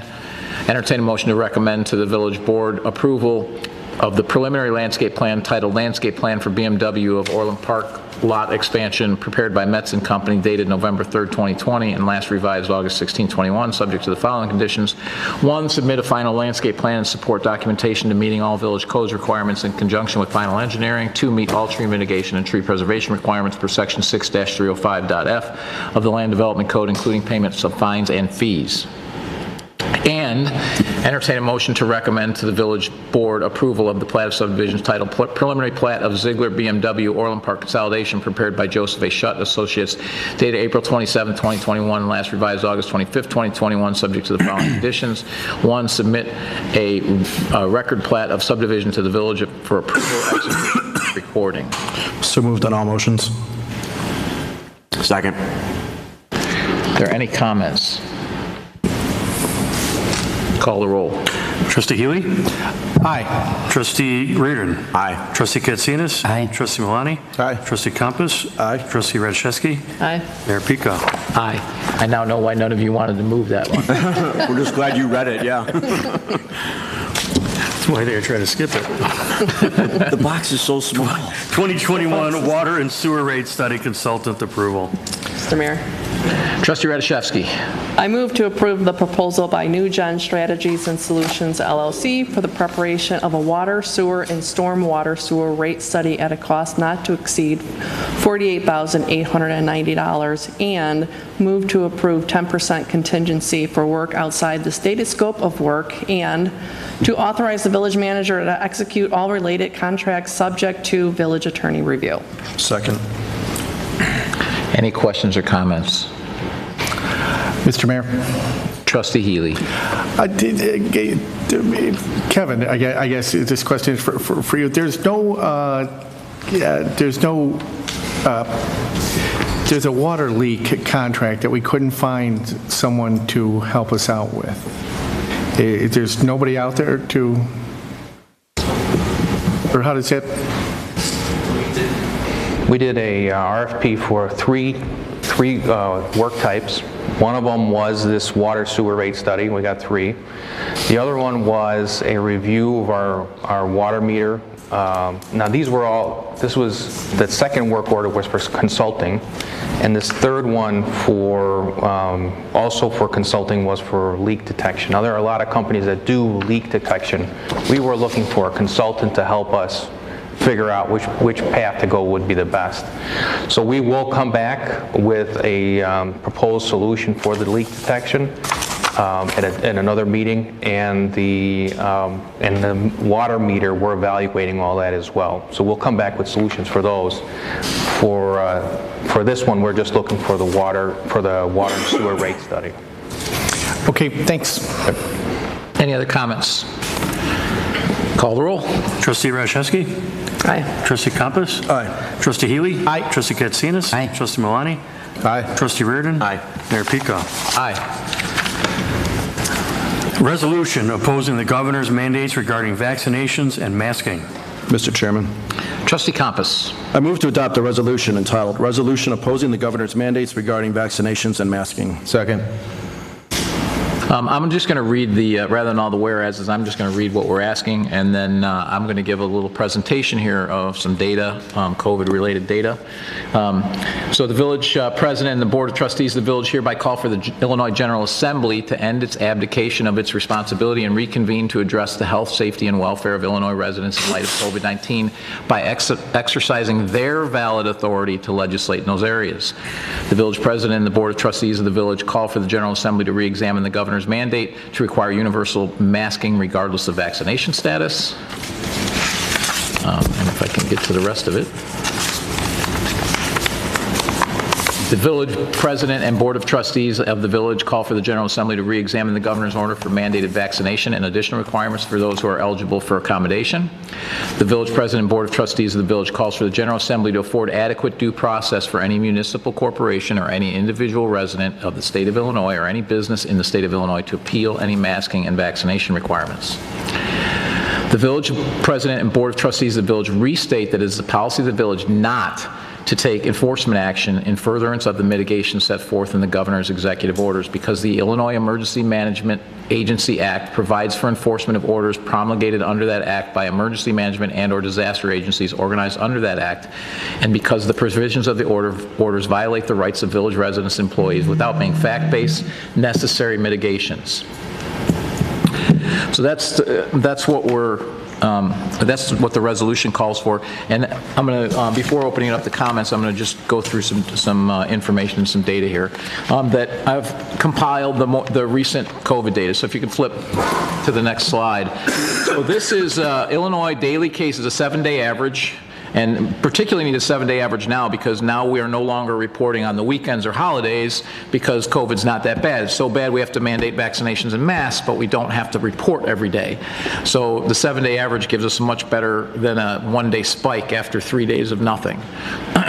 So as you can see, we are in fact in a time of some rising COVID cases as we have been in the past. Early on you'll see we had no testing, so there was really no way to identify cases. I think we probably pretty much everyone would agree that those cases were higher than they were at any other point in this. But I think what's important here is we had a mask mandate that started where that arrow is on the left, and it ended where that arrow is on the right. You notice the spikes we had in between there with masks, with a mask mandate in place. Those are the spikes we had. Now we put in new mask mandates for the schools. At the second arrow from the right, that's when the mask mandates for schools went in. And as you can see, cases have gone up. And then the new mask mandates that went in recently as well. Flip to the next page. The good news is deaths related to COVID are not rising as fast as cases. So I think that could be for a number of reasons, including mutations of the various types. Also, because COVID tended to go after those people who had the weakest immune systems first, but also because we have much more effective treatments now. We've learned more about it, and we're treating this more effectively. So all of those things are good things. So you can see what happened, and again, it kind of highlights where the mask mandates were. The other thing that's important here, and I didn't mention on the last slide, is that back in last October 2020, we no longer just counted cases that were actual cases. We also counted cases that were probable cases, which means if you had any symptom that was a COVID-like symptom, even if not tested. So you could have had the flu, you could have had a lot of other things. It counted as a COVID case by this. Same thing with the deaths. We have probable COVID deaths as well. So I'm not exactly sure what that means, but that's part of what's counted here. And now this is directly from IDPH. Flip to the next slide. So you've seen this before. These are cases by age. So the trends over the last 75 days, since we've heard about the Delta variant, how it's impacting kids, is pretty much the same. If you look at the cases by age, June 24 to September 3rd, relative to on the left is all cases since the beginning, suburban Cook County, not the city, everything that's in the suburbs. And you can kind of see that the trend lines are pretty much the same as far as where the cases are coming from. And you'll also notice that the under 20 group is obviously the highest population group as well, because you've got 20 years and they're all younger, whereas well, over 80 is a lot of years. There's not as many of those people that are still here. Flip to the next slide. So we've heard a lot about hospitalizations, and kids being hospitalized, and this was the reason for mask mandates in schools. These are the hospitalizations by age on the left side since the beginning in suburban Cook County, and on the right side, this is since August 15th to November 3rd. So when schools went back in session till now, you can see under 20 is 16, 20 to 29. So really the trend line is very similar. Even though a lot of the people under 20 are not eligible for the vaccine, you can still see those numbers are very low. And even though over 80 is very eligible for, most of them are, overwhelming majority of them are vaccinated. You're still seeing that the numbers are pretty high. So I just want you to see the facts and the data, because it's out there for people to get, just like I did. You have to pull it all together, and you have to track it every day in order to know what this is, because they do it in total. So what we're trying to do is track it every day and get you the facts so that you see them. Flip to the next slide. The good news is, if you recall, we had, from March to June of 2020, the hospitalization rates were about 20%. That's what we kept hearing about. 20% of the cases were ending up in the hospital. Well, since the very beginning now, since March all the way till now, it's only 7.1%, because it's gone steadily down. Since June 23rd, it's 5.6. So we're seeing far fewer, a little over 5 cases per 100 now go to the hospital as opposed to 20. So, obviously good news for that. Also the mortality rate, so 1.67% since the beginning. March to June of 2020, it was actually 1.56, so it kind of spiked a little bit after June. It got a little bit higher than that, but June 23rd till now, the mortality rate's 0.6. So what we're seeing is that, just like we saw with the numbers before with deaths, you expect that to be lower. So we're seeing a much lower percentage of people that are actually dying from this when they get it. So all good news. It means we're treating it more effectively. Probably also means there's a good chance the vaccine's having a positive impact. So those things are having a positive impact. So flip to the next slide. One thing we've heard for the need for all this and the justification for all this is how COVID is overrunning our hospitals again. It's simply not true. 7.2% of all hospital beds as of today in Illinois were COVID patients. 7.2, so 7 out of 100. ICU beds 17, ventilators 5.4%. So it is true that COVID cases are up. There's more COVID cases in the hospital, but they are not overrunning our hospitals. The other hospital beds in use, I think there's about 20% are not in use. So there's 73% that I don't know what we're doing to mitigate for that 73%, but we're doing all our mitigation for the 7. So I think that's an important fact to note. Next slide. So we're talking about emergency orders here because our legislature has not acted. And the way that our Constitution works, our legislature is supposed to act. One of the reasons we're doing this, I know a lot of places decide to stay silent and they just don't enforce. We're bringing this to the public because the public deserves to hear us discuss the policy and vote on the policy, because that's the way our form of government works. It's not a policy that's set behind closed doors and we just do it, we discuss it. So the state of Illinois, we've been under a state of emergency for 600 days, over 600 days. And during that time, 97 executive orders.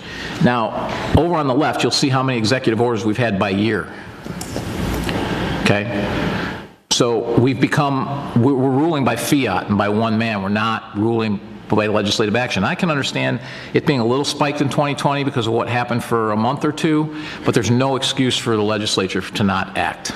None. They've abdicated their responsibility.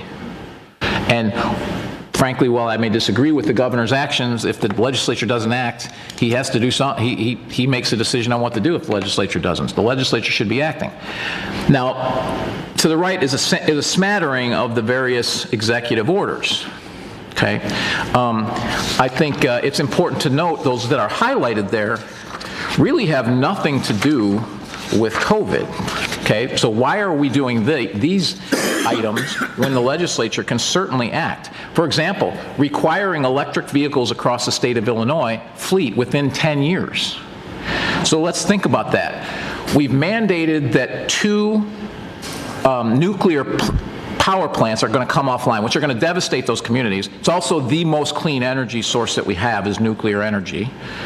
So we're taking all that electricity offline. Now we're going to put all this electricity demand back onto the grid when we've taken all this power offline. I'm not exactly sure where it's going to come from. Then we're going to put all these electric vehicles, and anyone that knows anything about the grid knows that it's not overbuilt. So when we add all those electric vehicles to the grid, we're going to have to somehow find a way to get supply to those vehicles. Now that's going to require a partnership between ComEd and Illinois. I'm sure that's going to go really well, like it has for the last 10 or 20 years. So that's what we're relying on. Okay. We also created a statewide office of equity. We created a Welcoming Illinois office and a community advisory council on homelessness. These create new positions in the state that aren't budgeted, that someone's got to pay for. So where is the legislature on this stuff? I point that out. Next slide. Oh, wait, back to that slide. I'm sorry. I forgot. Something. You don't have to go back. You can leave it. I'll just comment on it. Keep in mind the school mask mandate that went into effect gives ISB and IDPH power that it does not have. And the Senate considered giving them that power to control our schools in Senate Bill 2789. They voted it down. So they didn't give them the power. Then the governor said, well, I'm going to give it to them anyways. That's not the way our government works.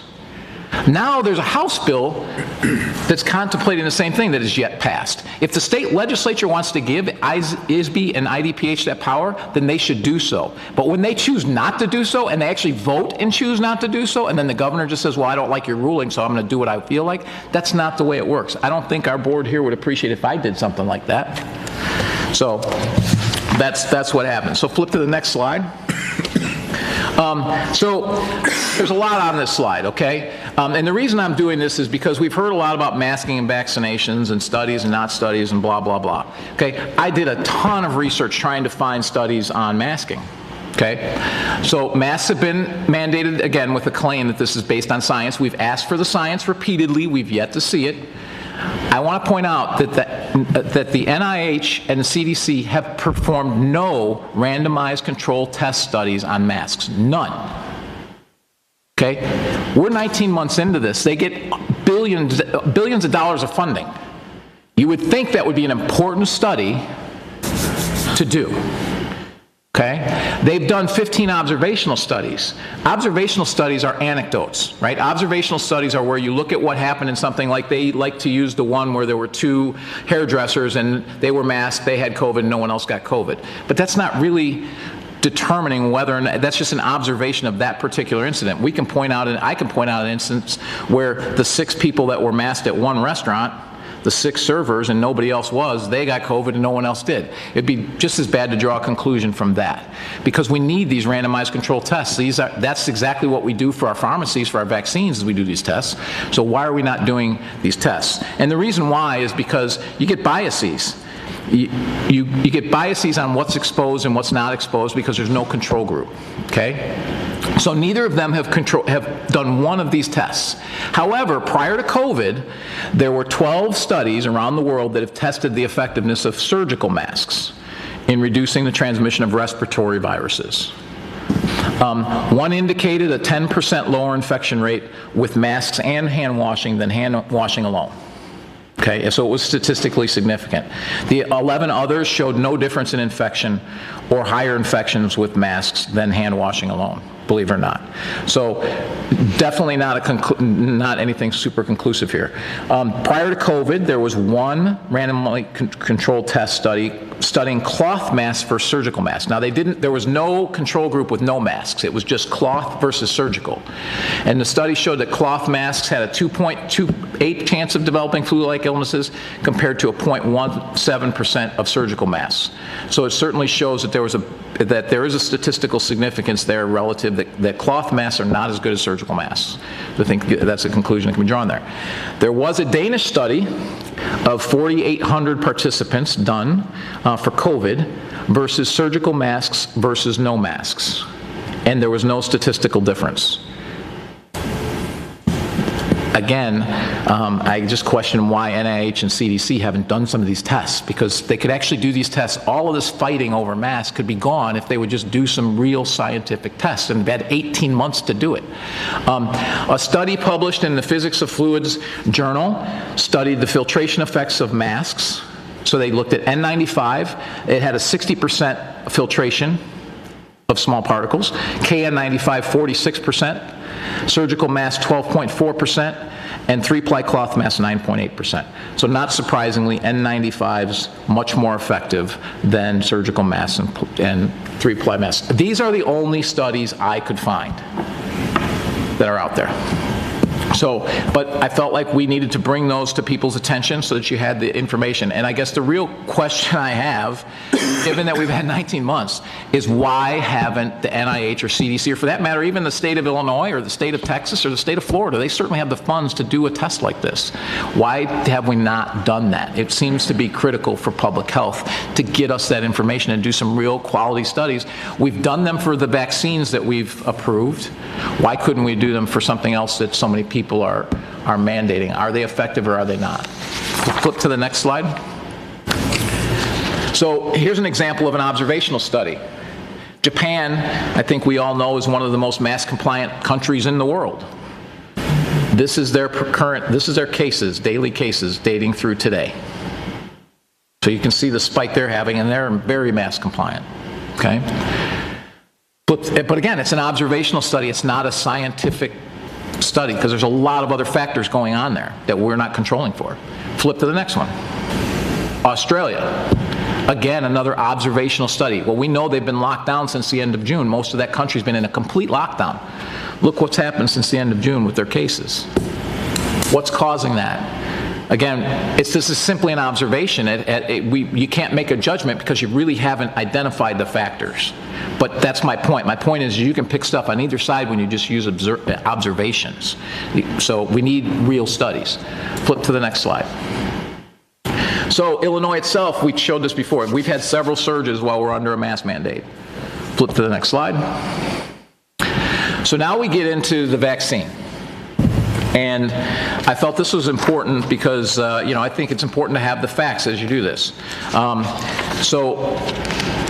2010 to 2020, the median time for a vaccine approval from the FDA was over 9 years, 8 years in clinical trial and 12 months to review it. That's the median. The 25th to 75th percentile you see there, so that's about roughly 7 years to roughly 13, okay?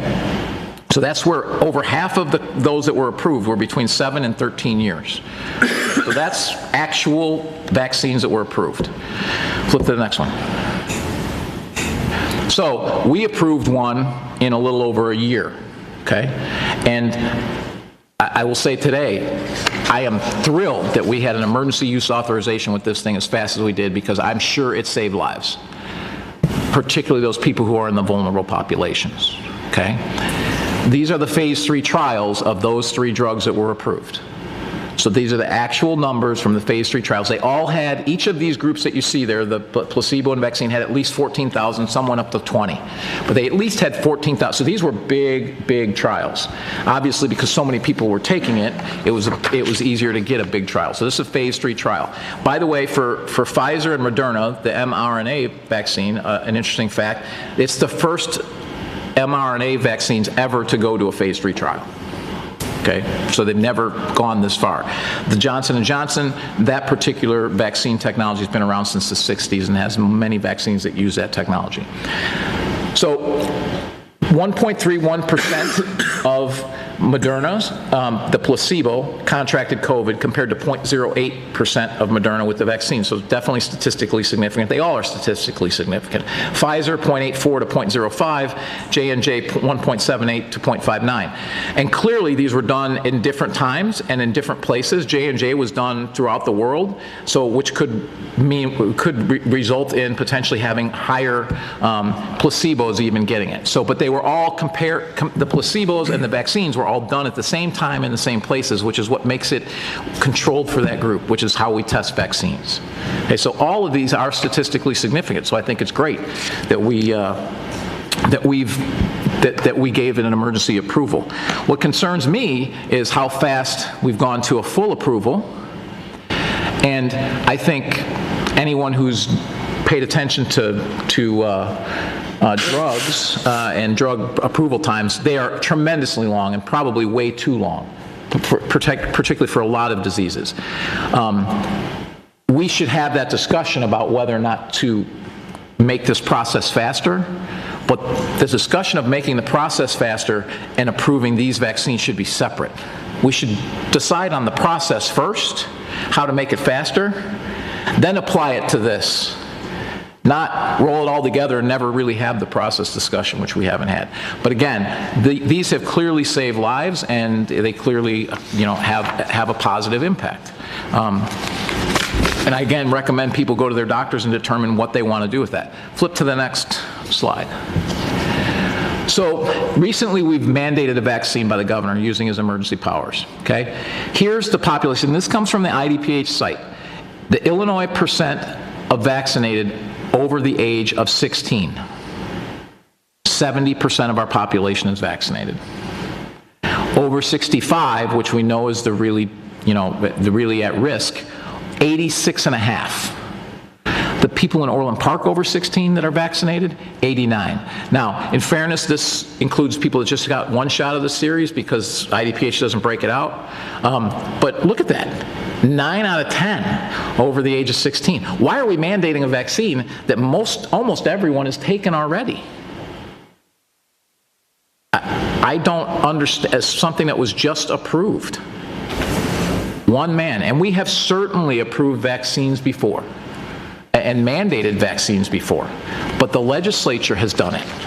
In fact, the legislature with chickenpox was, the vaccine was approved in 1995, and I don't know if anyone remembers, there was a lot of angst and discussion and very difficult discussions when this was approved by the legislature in 2002.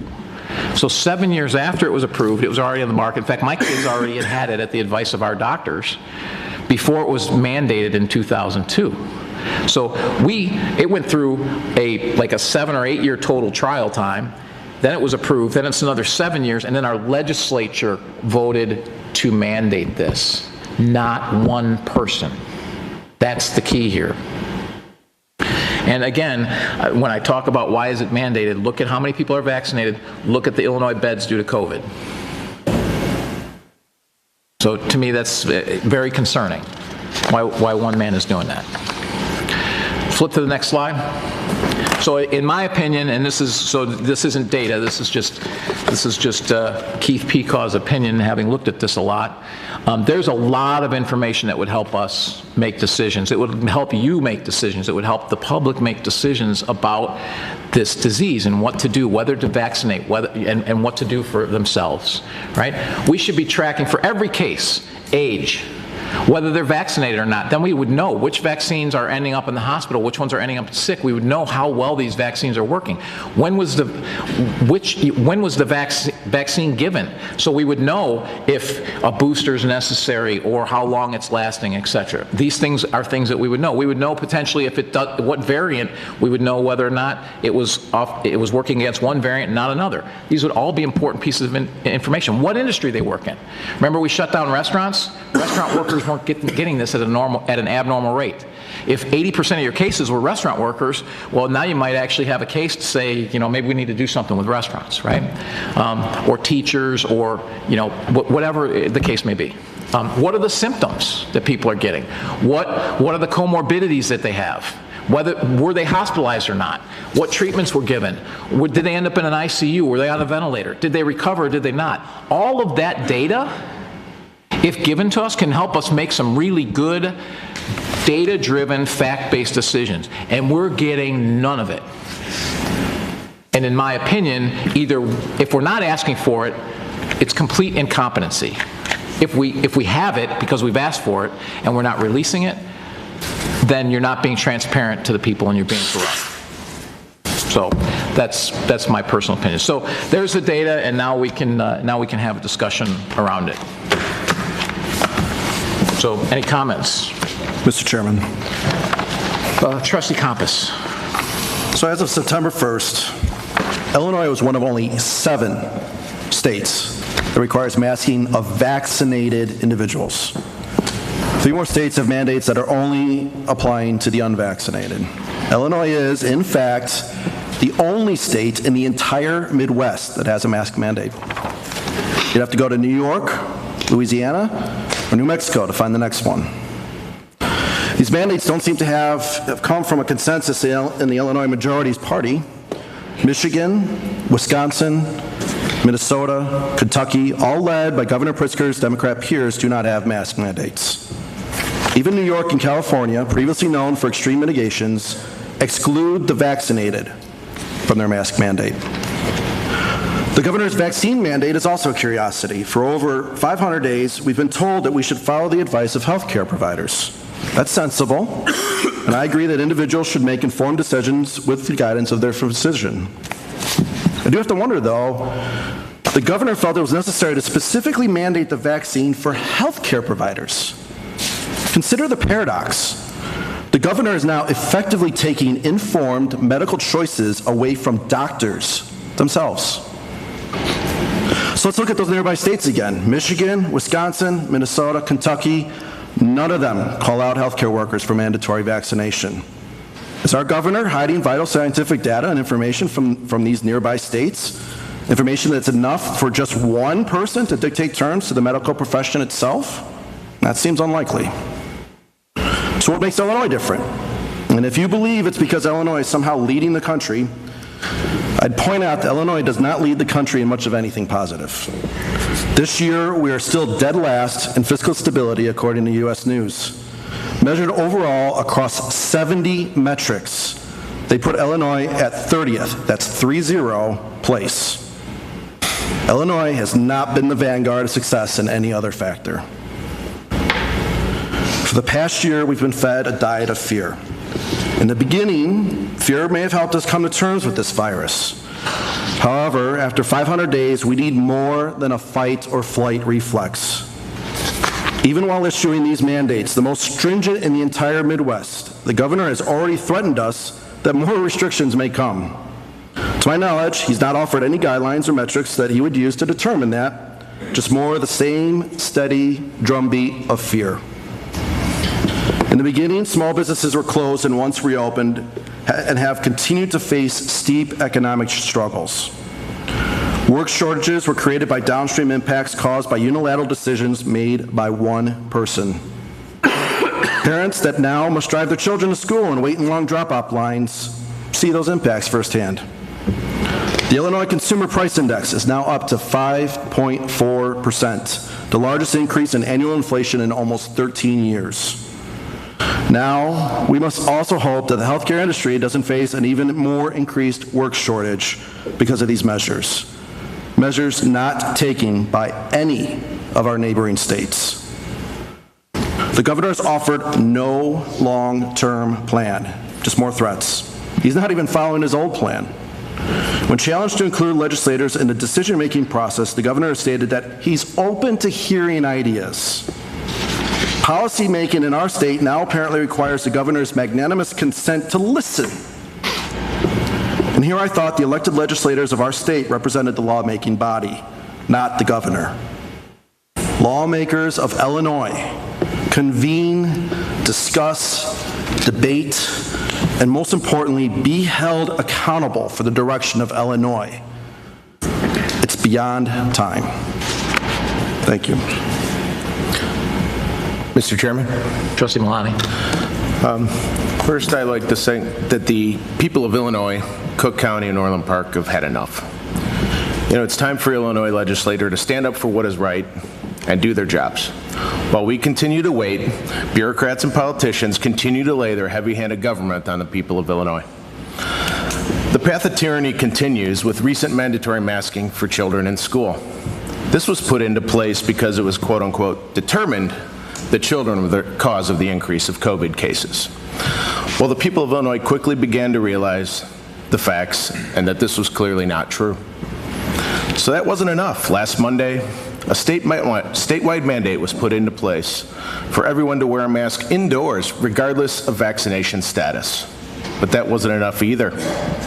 It now has been mandated that all state employees, healthcare workers, firefighters, all pre-K through 12th grade teachers and staff, as well as higher education personnel, and all of the students will be required to be fully vaccinated or submit to, at a minimum, weekly COVID testing and can lose their employment if they do not comply. Who else is left? The bureaucrats and politicians continually refuse to share the data that is being used to drive their decisions.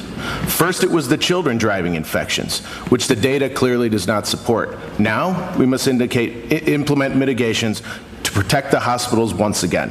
However, if we look at Illinois, 2,437 ICU beds out of 3,116 are in use, and that only about 18% of those are COVID patients, or what they are calling patients under investigation, who may or may not have COVID. We're not quite sure yet. Also, while 23,618 hospital beds in Illinois out of 3,100,752 are in use, less than 10% of those are COVID patients or people or patients under investigation. It's clear from the data that our ICUs or hospitals are not being overrun by COVID patients. So maybe we should actually spend more time finding out what is really crowding our emergency rooms, our ICUs, and our hospitals. So it can't be the hospitals that we're worried about. So what else can drive these types of decisions other than an elected official that is clearly abusing his emergency powers while other bureaucrats and politicians sit back and watch the show? How much more heavy-handed can this possibly get? On the National Council of State Legislatures website, on a page titled, quote, Legislative Oversight of Emergency Executive Orders, the following is stated, and I quote, bear with me, in times of war, disease, or other extraordinary conditions, each state authorizes its government to declare a state of emergency. Once an emergency has been declared, executive powers expand until the emergency ends. These powers include authority normally reserved for legislatures, such as the ability to suspend existing statutes or effectively create new laws, albeit temporarily and only as needed to respond to the emergency situation. Although governors need to be able to respond to emergencies quickly, legislators have an important role in making sure these powers are not abused and that they do not undermine the separation of powers vital to our democratic system of government.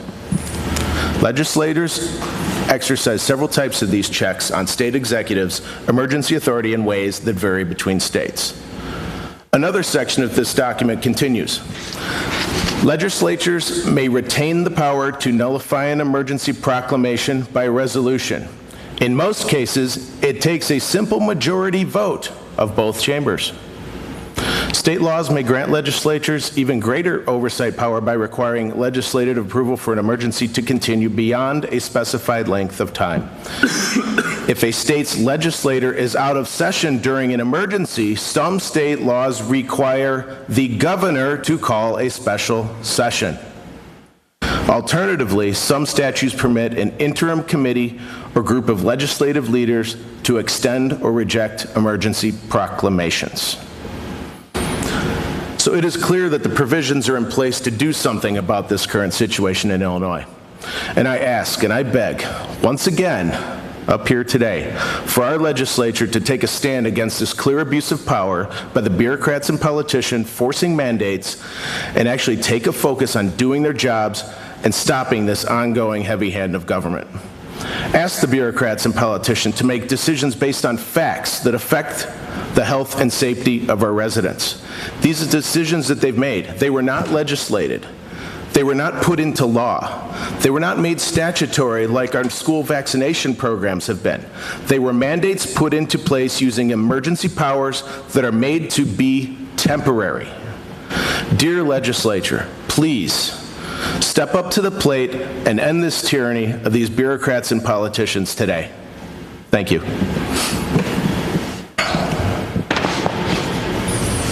Any other comments? Mr. Mayor? Trustee Radiszewski. By the way, I don't have to ask for comments. You guys can ask for the chair to recognize you. Thank you for sharing that data. I think it's really helpful information. Thank you, Sean and Mike, for your comments. I'm going to shift gears here a little bit. I hope everyone had a nice Labor Day weekend. I'd like to thank... We will have board comments at the end. You want me to wait for board comments? Yeah, we're talking about this resolution right now, so if you want to make board comments, we'll have them at the end. Okay, I'll wait. Mr. Mayor? Do you have anything else? No. No? Trustee Healy? I would just like to say congratulations to the governor. This has to be purposeful, how he's creating division, creating a dependency by the people. Congratulations, Governor, on helping secure a welfare state that you're trying to make Illinois into. This is no mistake. I feel it's got to be intentional, every move that he makes. If you follow the details, such as the mayor has presented, I know I follow WirePoint's a daily update on their website for the COVID things, and you learn a hell of a lot from looking at the tables and all that. But it's quite apparent to me that by ignoring facts and details, they have a different agenda than we do. What can we do to it? We have to stand up to people. You do that with information, such as WirePoints or what we've just seen. You've got to stand up to your wife. You've got to stand up to your children. You've got to stand up to your neighbors and keep the facts flowing. We rely on facts, and don't be bullied by the BS that these people are transmitting. I mean, Sean made a good point about we're the only state for hundreds of miles where you have to wear a mask indoors, and yet everybody does it. It's ridiculous. But you should have the freedom to wear a mask and enjoy that freedom enjoy as many freedoms as you can before they're taken away. But don't let the state slip into socialism. That's all I've got to say. Thank you. Any other comments? So I gave you the data, and over the last 18 months, I've asked many questions, and the Village of, and as have the trustees, and we've sent those to the governors. The Village of Orland Park has taken many actions pushing back against these illogical decisions that aren't being supported by the facts. For example, remember when we had a stay-at-home order and we forced healthy people to stay home? Remember when we closed our parks and outdoor facilities? We didn't, but the state did. We locked down small businesses, but we let big box stores like Costco and Walmart stay open because apparently COVID didn't go there. We closed golf courses, then we opened them only allowing twosomes every 15 minutes. We said, one of my favorites, you could drive to a boat ramp with your family of 6 in the car, but only 2 of you could get in the boat. We said things like, well, we locked down businesses and restaurants a second time.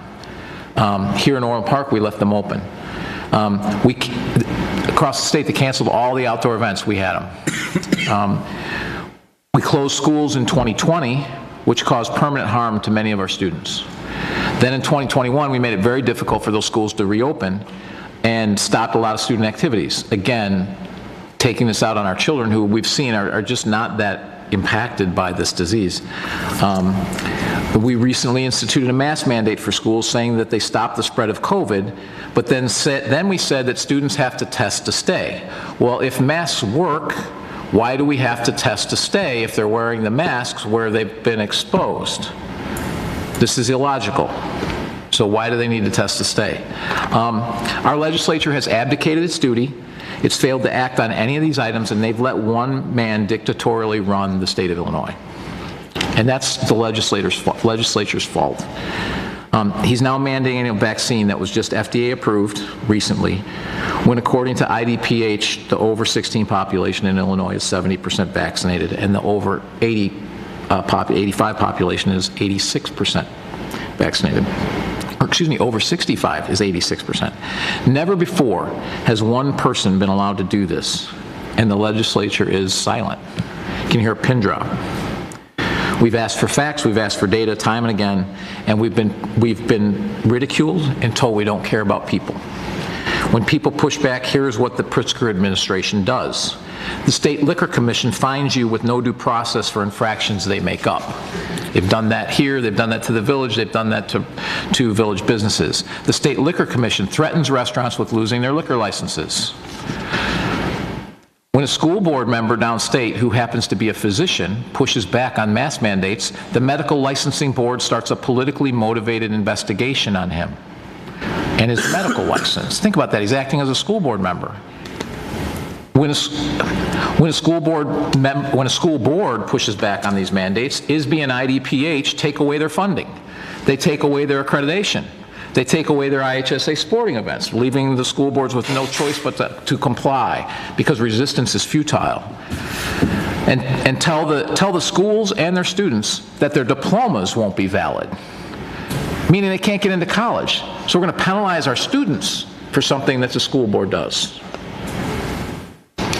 When a hospital indicates that they will not force vaccinations on its employees, the state tells them they will stop all their COVID-related Medicare and Medicaid funding and any other funding they have. These are the actions of a petty dictator. But it doesn't stop there. Recently, a Cook County judge took away the parental rights of a woman who was not vaccinated, and that was before the vaccine was FDA approved. Thankfully, people spoke up, and it was eventually rescinded. What will happen when they mandate a COVID vaccine for your child and you refuse? They could put your child in foster care. This is not that far-fetched. We've just seen it. Parental rights were taken away because a mother had not taken a vaccine that at the time was not even FDA approved. This is America. This has to stop. Remember, the CDC and the governor have placed eviction moratoriums, taking away the property rights of landlords without just compensation. This is a violation of the Fifth Amendment, very clearly. The Constitution is particularly important at times like this. It should be leaned on, not ignored in a crisis. It moderates our actions and reminds you of the principles of America. I have personally fought to protect and defend the Constitution, and what I am seeing now should not be happening in America. You see these actions in Cuba, in Iraq, in Russia, Venezuela, Iran, China, Afghanistan, and other dictatorships throughout history. The processes of our republic are being ignored. For those of you who think this is okay because you agree with the decisions, I will ask you some questions. Do you want one-person rule, or do you want debate, discussion, and legislative action? Do you want courts that rule arbitrarily and capriciously, or those that follow the law? Do you want to force chemicals into people's arms, or get them the facts and let them make the choices that are best for them? Do you want the government to gather information and share those facts with you, or operate secretly based on politics? Do you want decisions made from scientific and peer-reviewed studies, or do you want anecdotal evidence used to make decisions for millions? Do you want the legislative process, or do you want to continue to submit yourself to dictatorial rules from one person?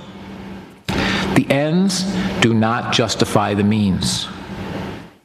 If you feel otherwise, I will remind you that at some point they will use these means to take away something you hold dear. This behavior should scare everyone, regardless of your political leanings and regardless of your position on these issues. Here in Orland Park, we regularly demonstrate how the process is supposed to work.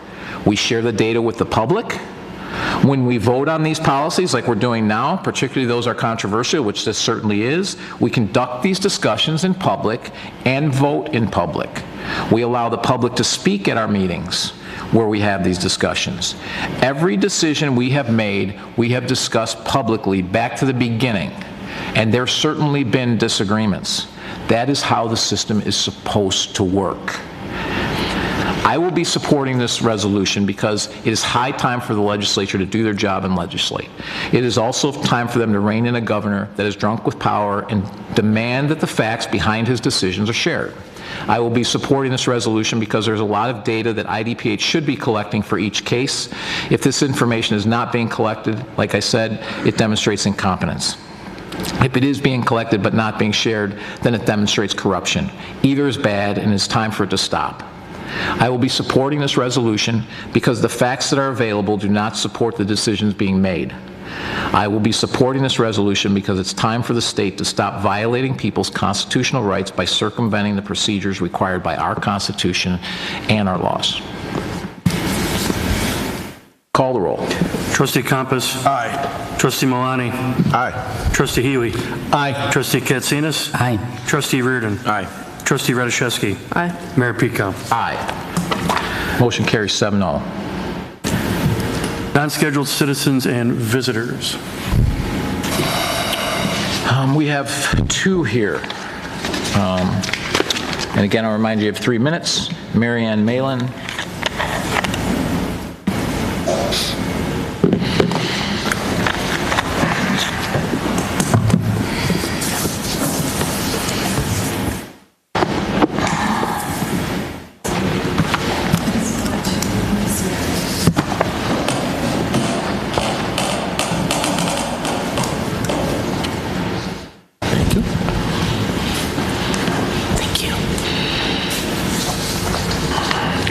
With the record, please. Thank you.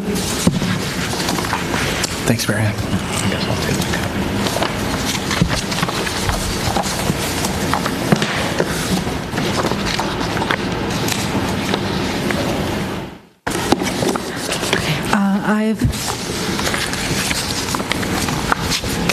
I've handed you 4 items. It's a lot of information, but it's really, really interesting, so don't worry. I don't think you'll fall asleep reading it. Articles provided to you was the judge rules all of Illinois free from Governor Pritzker's unlawful mandates. It's from July 7th, 2020. Second one is OSHA requires employers to consider feasible engineering and administrative options before resorting to any PPE. So, the American Industrial Hygiene Association and its volunteer committees of industrial hygienists recommend the use of engineering controls in all indoor workplaces, even those outside of the healthcare industry, to reduce the spread of COVID-19. Because the PPE doesn't work. And any industrial hygienist will tell any employer that, as well as the governor. Third item is affidavit of Stephen E. Petty, who he's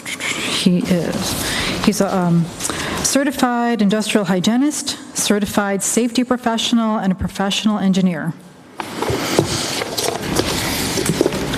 That was included, that affidavit was written recently, and it was included in a case in Ohio last week against a school. And the fourth item is MIT and Harvard studies suggest mRNA vaccine might permanently alter DNA after all. And that's from March 16, 2021. I'm handing you these items because these have been out for quite a while, except for the affidavit, and I'm amazed by the fact that it's impossible to find these items outside of doing my own research, because the news is not telling us anything. So I wanted to emphasize that regardless of these facts, we the people have God-given inalienable rights protected by the 1791 Constitution Bill of Rights, most notably Article 9, is the enumeration in the Constitution of certain rights shall not be construed to deny or disparage others retained by the people. And I am imploring you to use the power that you have as the Board of Trustees to regulate commerce, to tell corporations and businesses what not to do. I know you've been advised that you cannot tell a business or corporation what to do, but you can instruct them what not to do. And that is not to violate the God-given inalienable rights of we the people who work and live in Illinois, here in Orland Park. So the first thing you do when you become a board member is you take an oath, and that oath is to uphold, support the Constitution, to protect, and which is to protect the God-given inalienable rights of we the people in Orland Park, and we retain our rights. I don't know how else to do it, how else to retain my rights except to say it right here, right now. I retain my rights. We the people retain our rights to decide what we put on or in our bodies. Thank you.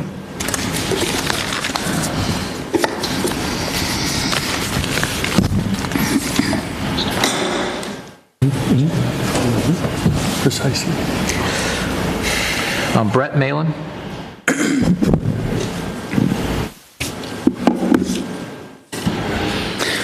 Ladies and gentlemen, and Mr. Mayor, I've been very excited and relieved to see many of the things that I saw tonight, and I'm thankful for the many things that were said tonight and for the resolution which came to us. We have seen some crazy things in the last 16 months, and in the last even last few days, we've seen some crazy things. When you look at Australia, Australia is pretty much a prison. It is in lockdown, and people get 1 hour out. The vaxxed get 2 hours outside. Israel is heavily vaxxed and heavily masked, and they're talking about a fourth jab, a fourth vaccine. After that, they'll have a fifth and a sixth. They're talking about pills that you'll take twice a day.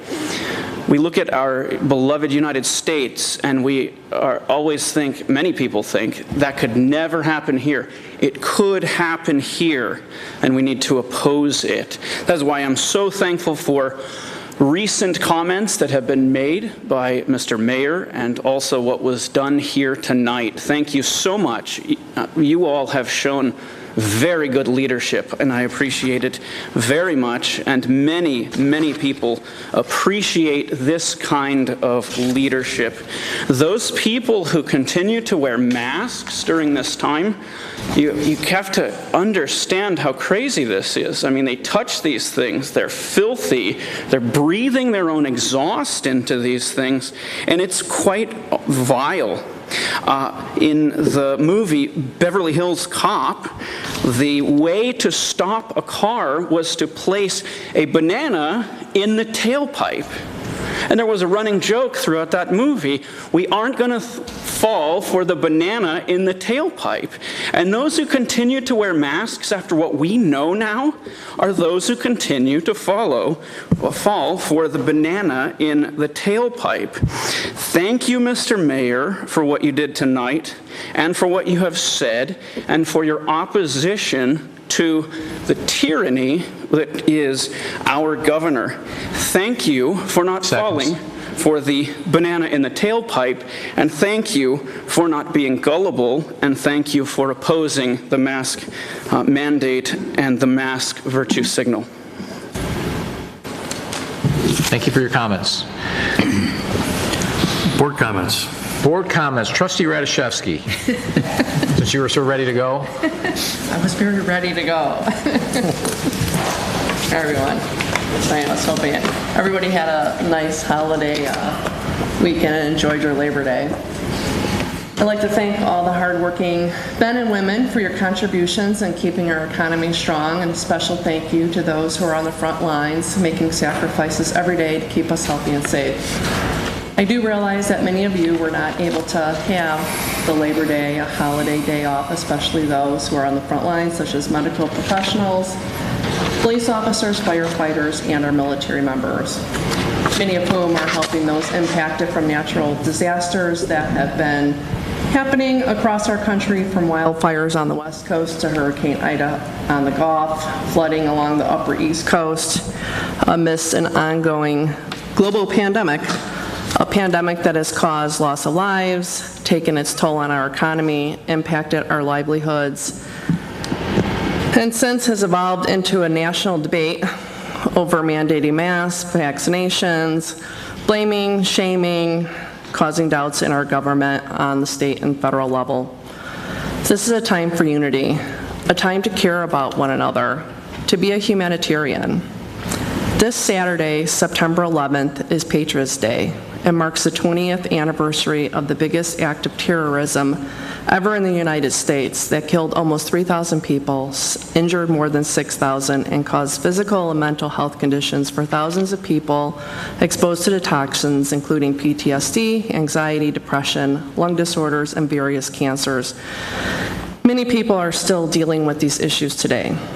Let us not forget. It's a National Day of Service and Remembrance, a day to commemorate those we lost and give thanks to the brave first responders who put their lives on the line. 9/11 was the deadliest day in history for firefighters. And at that time, the American mantra was, "United we stand." Americans stood together, regardless of race, religion, or creed. Our diverse nation flew the American flag. We rushed out to donate blood. We gathered for candlelight vigils, we prayed together, and had compassion for one another. We were united. Let's get there again.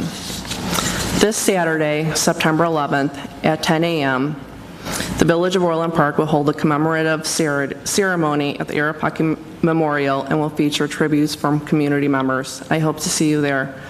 If you are unable to attend, make it a point to have a moment of silence that morning. And the next time you see a first responder, say thank you. Trustee Reardon. It's been 3 weeks since our last... Are you Trustee Reardon? I'm sorry. Go ahead. Trustee Reardon. It's okay. Oh, we're going to reverse. Trustee Reardon. Thank you. Jump to the gun. Hope everyone had a great time at the concert. Finally got some great weather. I could hear from my house. I wasn't able to go over there personally, but I could hear it sounded like a great time. Orland Park's a great place to start a business, expand a business. I have a lot of friends in the last couple of weeks, maybe a couple of months, who have contacted me about various things with their businesses, and I really want to thank from Ed to Greg to Alex to George about responding to them and helping them with whatever they're doing, their code issue, their house issue, and they're usually scattered, they're under time pressure, and they have a lot of pressure that they're dealing with, and you guys have done a great job responding to them, walking them through what the issues are, and every time you guys are on the right side of it, I recognize that. So, but it's a great place to do that, and I think this is why, because we have people that are doing a really good job with their incentive programs and responding to them and helping them through a very stressful time. So thanks a lot for that. Thanks. Trustee Compass. So we've had a great couple of weeks here in Orland Park, and as a relatively new trustee, it's been fun to see a lot more of these scenes, both behind the scenes and in front. And some highlights included, we welcomed REI Co-op to our community. We had the privilege of recognizing an Olympian and an amazing athlete, so congratulations again to Evita Griskenis. We had beautiful weather for the Veterans Golf Classic. And then on Sunday, we closed out our great Centennial Park West concert series. It was an outstanding show with 3 excellent performers. So I'd like to extend a special thank you to Allison Can, who led the planning for these concerts, and thank you as well to Doreen Bila, Greg Brueggemann, Bo Brunig, Ray Piatoni, and a large supporting team including OPPD, Public Works, VMO, Finance, and the Recreation and Parks Department. Thank you all. Trustee Malani. Well, thank you all for coming this evening. I'd like to first thank all of our staff, the Veterans Commission, and our volunteers that helped made our 4th annual Veterans Golf Outing a success. As I watched people check in, I think we had over 108 golfers, and looked like everybody enjoyed the wonderful day we had at Silver Lake. So thank you to all of those who attended and also contributed to the great event.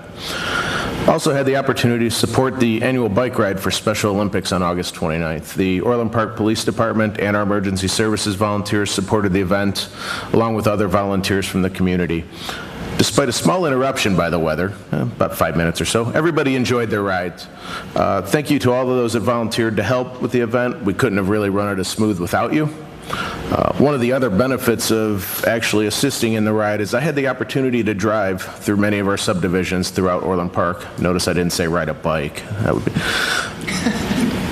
but I was able to actually see what a great job the road program has been doing. I really think everybody's been doing a great job with that, and I ask you to keep up the good work as we wrap up the remaining projects for 2021.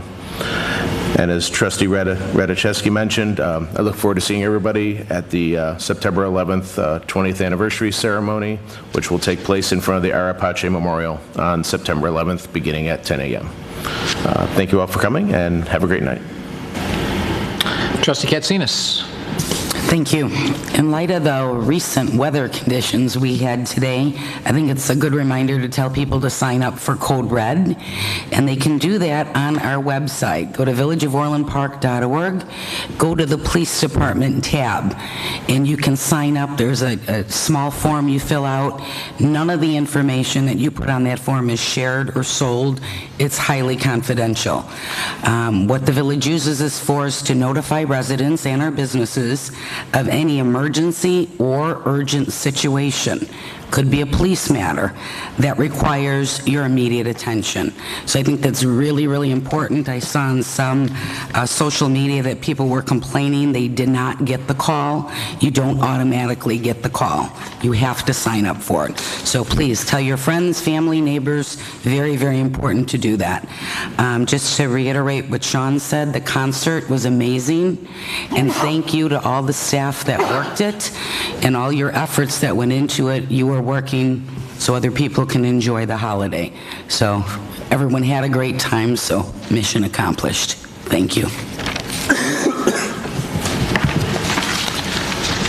Trustee Healy, now you can go. Well, it's been a couple weeks since our last board meeting, and I'm sorry I'm not a happy-go-lucky guy, because I've been really disconcerted with Afghanistan, the president, and this, and just the other day I heard that we have a new law in Illinois where people with ankle monitoring can have 48 hours off a week or whatever, and they can go do whatever they want and go find the witness against them and take care of them and do all that. So this is not a safer place because of these laws that are another facet of the government that's going on. And you think we're shielded here in Evergreen Park by our great police. Evergreen Park. I'm sorry, did I say Evergreen Park? You sure did. I am getting old, I'll tell you. But in Orland Park, because of our great police department, as well as our entire professional staff, which as always does a great job, but we are not shielded from these things, as witnessed when one of our own was taken from us in a gang crossfire coming home from the Sox game last week. Denise Sullivan-Hughley was a year behind me in Evergreen Park, where I grew up, and she was a beautiful lady and with a wonderful husband and a solid family. I mean, it's hard to see. You can't say anything bad about them. That's what gets me. But we've lost them, and it's just things. You got to take these things seriously when you see the decay of the society and the police protection. We should again thank God that we live in Orland Park. Thanks. Thank everyone for their comments. So while we're on the theme of our police department, I want to share some emails that I received about the police department. Start with. To Mayor Keith Pekau, you have a wonderful police department. Friday night's event was so much fun. The kids really enjoyed themselves. The bikes that were raffled off, my daughter was so excited when she won the backpack filled with school supplies. I just wanted to let you know we have a great police department. I also got Friday night, the police held a movie in the park and school supply raffle. That was a fun event hosted by the police department. I wanted to thank whoever donated those backpacks and school supplies. It was very well organized. There was a woman who walks with a cane who passed out school supplies as the kids walked into the event. That was very thoughtful and kind of this town to do that. My kids really liked it. Thank you again.